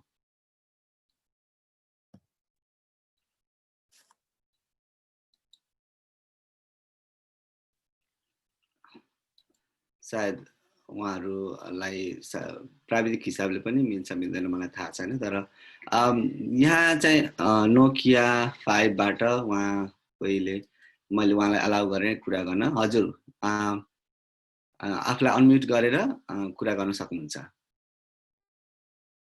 को कहाँबाट बोल्दै हुनुहुन्छ? हेलो डाक्टर साहब, नमस्कार। नमस्कार हजुर, म गङ्गा सिमखडा धमक झापाबाट हो। हजुर हजुर, यहाँको प्रश्न कुरा के थियो कसैलाई? मैले एउटा सानो प्रश्नमा अलिकति म कन्फ्युज छु। यो गुर्जो कति प्रकारको हुन्छ भन्ने कुरामा नि एकजना डाक्टर साहब सोद्धाखेरि 1 प्रकारको भन्नुभयो, अनि अलिक काहीँ चाहिँ अलिक 2 प्रकारको 3 प्रकारको हुन्छ भनेर पनि कुरा आयो। अनि अलिक बढी तितो हुने र अर्को चाहिँ त्यो भित्रको जुन सत्तो निकाल्ने चिज बढी हुने चाहिँ एउटा तितो भएन भने अर्को चाहिँ बढी तितो हुने हो। त्यो कुरो बुझ्ने मैले कुनलाई चाहिँ प्राथमिकता दिने भनेर नि। हुन्छ हुन्छ। डाक्टर सुभद्रा सायद यो प्रश्नको लागि उत्तर दिन सक्षम हुनुहुन्छ होला। मैले डाक्टर सुभद्रालाई जो कोहीले दिँदा पनि हुन्छ, डाक्टर बुद्धि जो कोहीले दिँदा पनि हुन्छ। हैन मैले तर होइन, प्रश्नको उत्तर दिन चाहिँ टाइम अलि होइन बढी पनि लाग्न सक्यो भने त्यो अब हजुरहरूले होइन त्यो मिलाएर दिनु होला डाक्टर बुद्धि अथवा होइन सुभद्रा डाक्टर साहबहरू, किनभने अहिले समय एकदमै अभाव छ हामीसँग। हजुर, हाम्रो यो सोध्ने सरले कहाँबाट सोध्नु भएको होला? उहाँको एड्रेस? मैले दमक झापाबाट हजुर। हजुर सर, यसको यो गुर्जोको स्पेसिसको त अब कुरा अहिले नगरौँ। नर्मल्ली के हुन्छ भने सर, त्यो गुर्जोको अब त्यो हाम्रो साथीहरूसँग तपाईँले त्यसको चिन्ने एउटा आइडेन्टिफिकेसन 2टा कमनमा कुरा छ। त्यो चाहिँ त्यहाँ जिल्ला आयुर्वेदतिरको साथीहरूसँग सोध्नु होला। अब यसको प्रयोग गर्ने विधिमा तपाईँको हाम्रो के भन्छ भने तपाईँको बुढी औँला जति मोटो भएको र कान्छी औँला जतिको लम्बाइको चाहिँ प्रयोग गर्नुपर्छ भन्ने छ होइन। अनि तपाईँले चाहिँ अब त्यसको हरियै गुर्जो ल्याउनु भयो भने बेलुकातिर सानो सानो टुक्रा पारेर थिचेर राख्नु भयो, अनि भोलिपल्ट रातिभरि भिजाएर बिहान छानेर खानुभयो भने त्यसको प्रभाव राम्रो हुन्छ भन्ने छ सर। यहाँको प्रश्न चाहिँ उत्तरित भयो होला भन्ने मैले आशा गरेँ। अब उहाँ अर्को एकजना हुन्छ मुकुन्द बहादुर। मुकुन्द बहादुरजीलाई म बोल्न आग्रह गरेँ। नमस्कार, मुकुन्द बहादुर केसी, साउथ अफ्रिका। म यहाँ एउटा युनिभर्सिटीमा एसोसिएट प्रोफेसरको रूपमा काम गर्छु। मेरो एउटा प्रश्न, यो अल्टरनेटिभ मेडिसिनको बारेमा यहाँ धेरै कुराहरू गर्नुभयो, धेरै धन्यवाद। धेरै कुरा सिक्न पाइयो। तर एकुपङ्क्चरको बारेमा त कसैले नि कुरै उठाउनु भएन। के तपाईँहरू एकुपङ्क्चरको चाहिँ यो फोरमले एकुपङ्क्चरलाई अल्टरनेटिभ मेडिसिनको चाहिँ एउटा मिडियम कन्सिडर नगर्नु भएको हो कि? Just my concern. धन्यवाद। यसमा दिनुहोस् डाक्टर साहब। मैले नै अब हामीले यसमा चाहिँ कस्तो भयो भने मुकुन्द सर, अकुपङ्चर चाइनिज मेडिसिन हामीले अभियसली यसलाई अल्टरनेटिभ मेडिसिन होइन कि मेनस्ट्रिम मेडिसिन नै मान्नुपर्छ। अब त अमेरिकाको हालमा भन्यो भने त अकुपङ्चरको आयुर्वेदभन्दा बढी रोल छ। हामीले यो लजिस्टिक हिसाबले चाहिँ गाह्रो भएको हो। हामीलाई यो छोटो समय दिएको थियो यसको तयारी गर्नको लागि, र अकुपङ्चरका विशेषज्ञ साथीहरूसँग हाम्रो चाहिँ अलिकति अप्रोच नपुगेको पनि हो। कतिजना त आयुर्वेदकै डाक्टर साहबहरू पनि अकुपङ्चरमा हुनुहुन्छ, उहाँहरूलाई हामीले आमन्त्रण पनि गरेका थियौँ त्यही अकुपङ्चरलाई नै गर्ने हिसाबले। तर कतिजना साथीहरू व्यस्तताको कारणले उहाँहरू फ्रन्ट लाइनमै काम गर्दै हुनुहुन्छ। त्यस कारणले मैले यति मात्र भन्न चाहेँ, हामीले अकुपङ्चरलाई समावेश गर्नुपर्ने थियो, अहिले सकिएन। समय अभावले, लजिस्टिक्स अभावले चाहिँ नगरेका हौँ। यसप्रति हाम्रो कुनै पनि त्यो पूर्वाग्रह भएर होइन। अब मैले कृपा पाण्डेजीलाई यहाँ आग्रह गर्ने बोल्नलाई। कृपाजी हजुरलाई आफूलाई अनम्युट गरेर बोल्न सक्नुहुन्छ।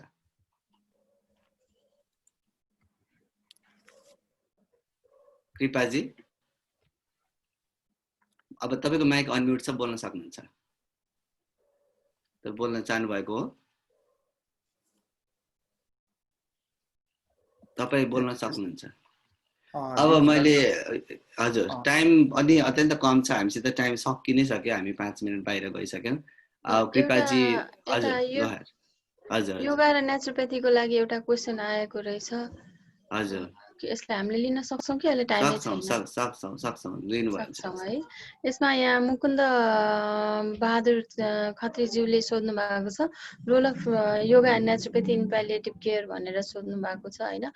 हो, हुन त अहिलेको कन्डिसनमा चाहिँ अहिले नेपालमा चाहिँ खासै भइसकेको छैन, तर पनि हाम्रो चाहिँ कुरा चाहिँ भइरहेको छ प्यालिएटिभ केयरमा चाहिँ, विशेष गरेर क्यान्सरको कन्डिसनमा। जस्तै अब यहाँ इन्डियामा चाहिँ एकदमै धेरै हस्पिटलहरुमा, क्यान्सर हस्पिटलहरुमा योगा र नेचुरोप्याथीलाई चाहिँ एकदम फलो गरिरहेका छन्।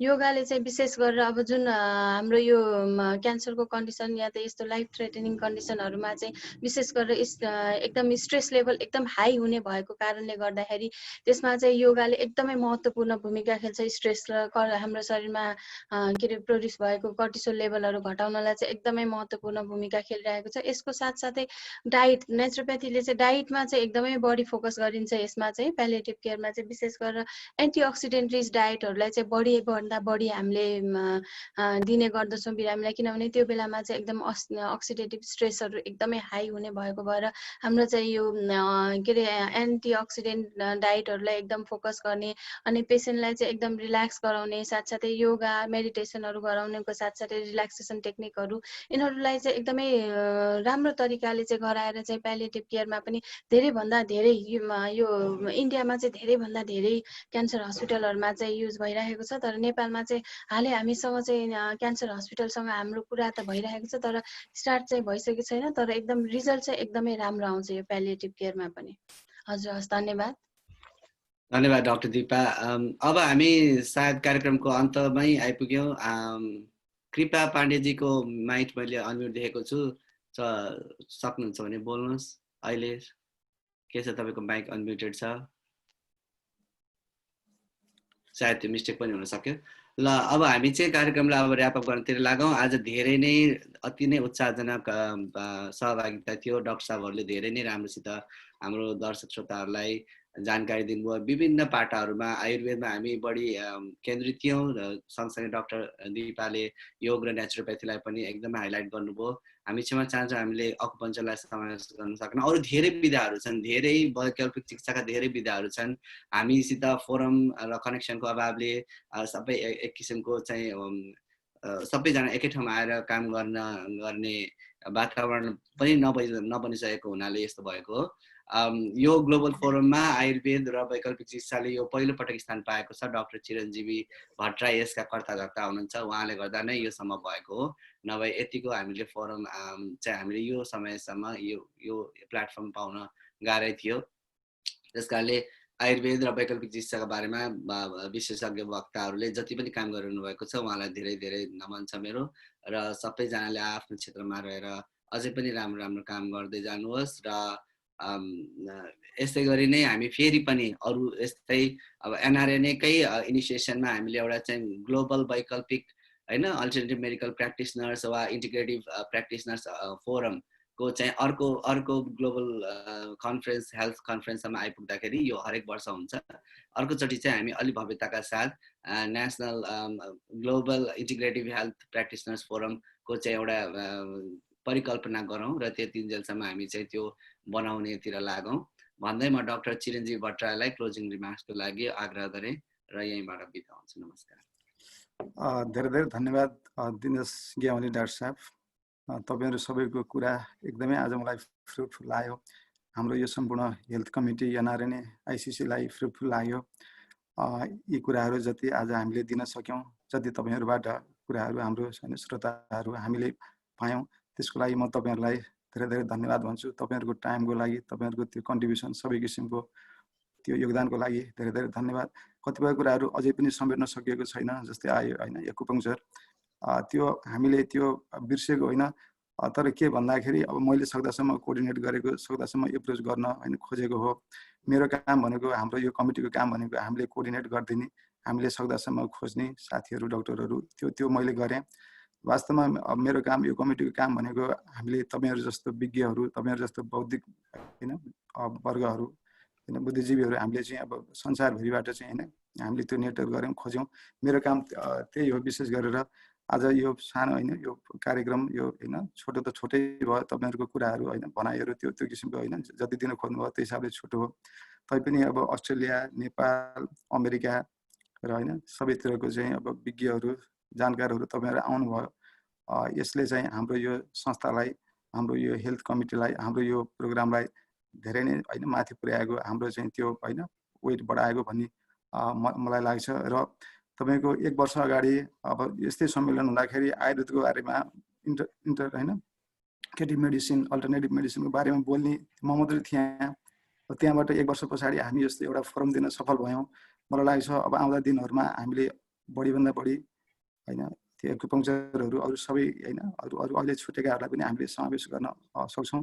र तपाईँहरू सबैलाई मेरो फेरि होइन एकपटक होइन धेरै धेरै धन्यवाद। Thank you so much. हाम्रो यो होइन एनआरएनए आइटी हेल्थ कमिटीका साथीहरूले पछाडिबाट एकदमै उहाँहरूले हामीलाई हेल्प गर्नुभएको छ, जुन होइन बिहाइन्ड द होइन सिन हामीलाई हेल्प गर्नुभएको सबै साथीहरूलाई एकदमै धन्यवाद छ। र हाम्रो यो हेल्थ कमिटीका चेयर डाक्टर सञ्जीव सापकोटा, उहाँको होइन त्यो योगदानलाई पनि म एप्रिसिएट गर्छु। थ्याङ्क यू सो मच सबै साथीहरूलाई। र यति भन्दै मैले होइन आफ्नो कुराहरू यहाँ टुङ्गेँ। अब दिनेश डाक्टर साहबले 1 मिनटमा अब होइन अब फेरि तपाईँ टुङ्ग्याउनु होला, म आफू बिदा भएँ। धन्यवाद सबैजनालाई। हामीले कृपा पाण्डेजीको एउटा प्रश्न चाहिँ रहेछ, कसरी गुर्जोलाई प्रयोग गर्न सकिन्छ भनेर। गुर्जोलाई चाहिँ गुर्जोको डाँठ, पाकेको डाँठ, एक बुढी औँला जत्रो साइजको डाँठलाई लिएर थिचेर त्यसको रस खान सकिन्छ। गुर्जोको रस पसलमा पनि पाइन्छ र यहाँले नजिकको आयुर्वेद स्वास्थ्य कर्मी, 77वटै जिल्लामा आयुर्वेदका स्वास्थ्य कर्मीहरू छन्, उहाँहरूलाई सम्पर्क गर्नुपर्ने हुन्छ। गुर्जोको प्रपर युज कसरी गर्ने र कस्तो प्रकारको गुर्जो अहिले चर्चामा के आइरहेको छ भने गुर्जो जथाभावी रूपमा पनि प्रयोग भइरहेको छ, अनावश्यक अथवा प्रयोग गर्न नसकिने गुर्जो पनि प्रयोग भइरहेको छ भन्ने कुरा आइरहेको छ।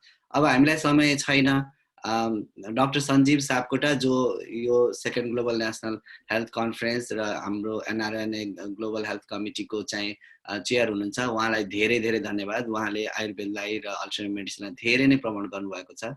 उहाँलाई थ्याङ्क यू नदिइरहन सकिन्न। मन त थियो सबैजना पार्टिसिपेन्टहरूलाई बाई बाई भन्न एउटा छोटो समय दिने, तर सायद त्यो यहाँ अवसर जुट्दैन होला। यहाँहरूको समयको लागि धेरै धेरै धन्यवाद। यहाँले आफ्नो अमूल्य समय र आफ्नो अमूल्य योगदान क्षेत्रमा गर्नुभएको योगदानको सेयर गर्नुभयो र सायद हामी यति नैबाट बिदा हुन्छौँ। धन्यवाद। नमस्कार। ल सबैलाई नमस्कार। हजुर नमस्कार। नमस्कार। धन्यवाद सबै डाक्टर साहबहरूलाई।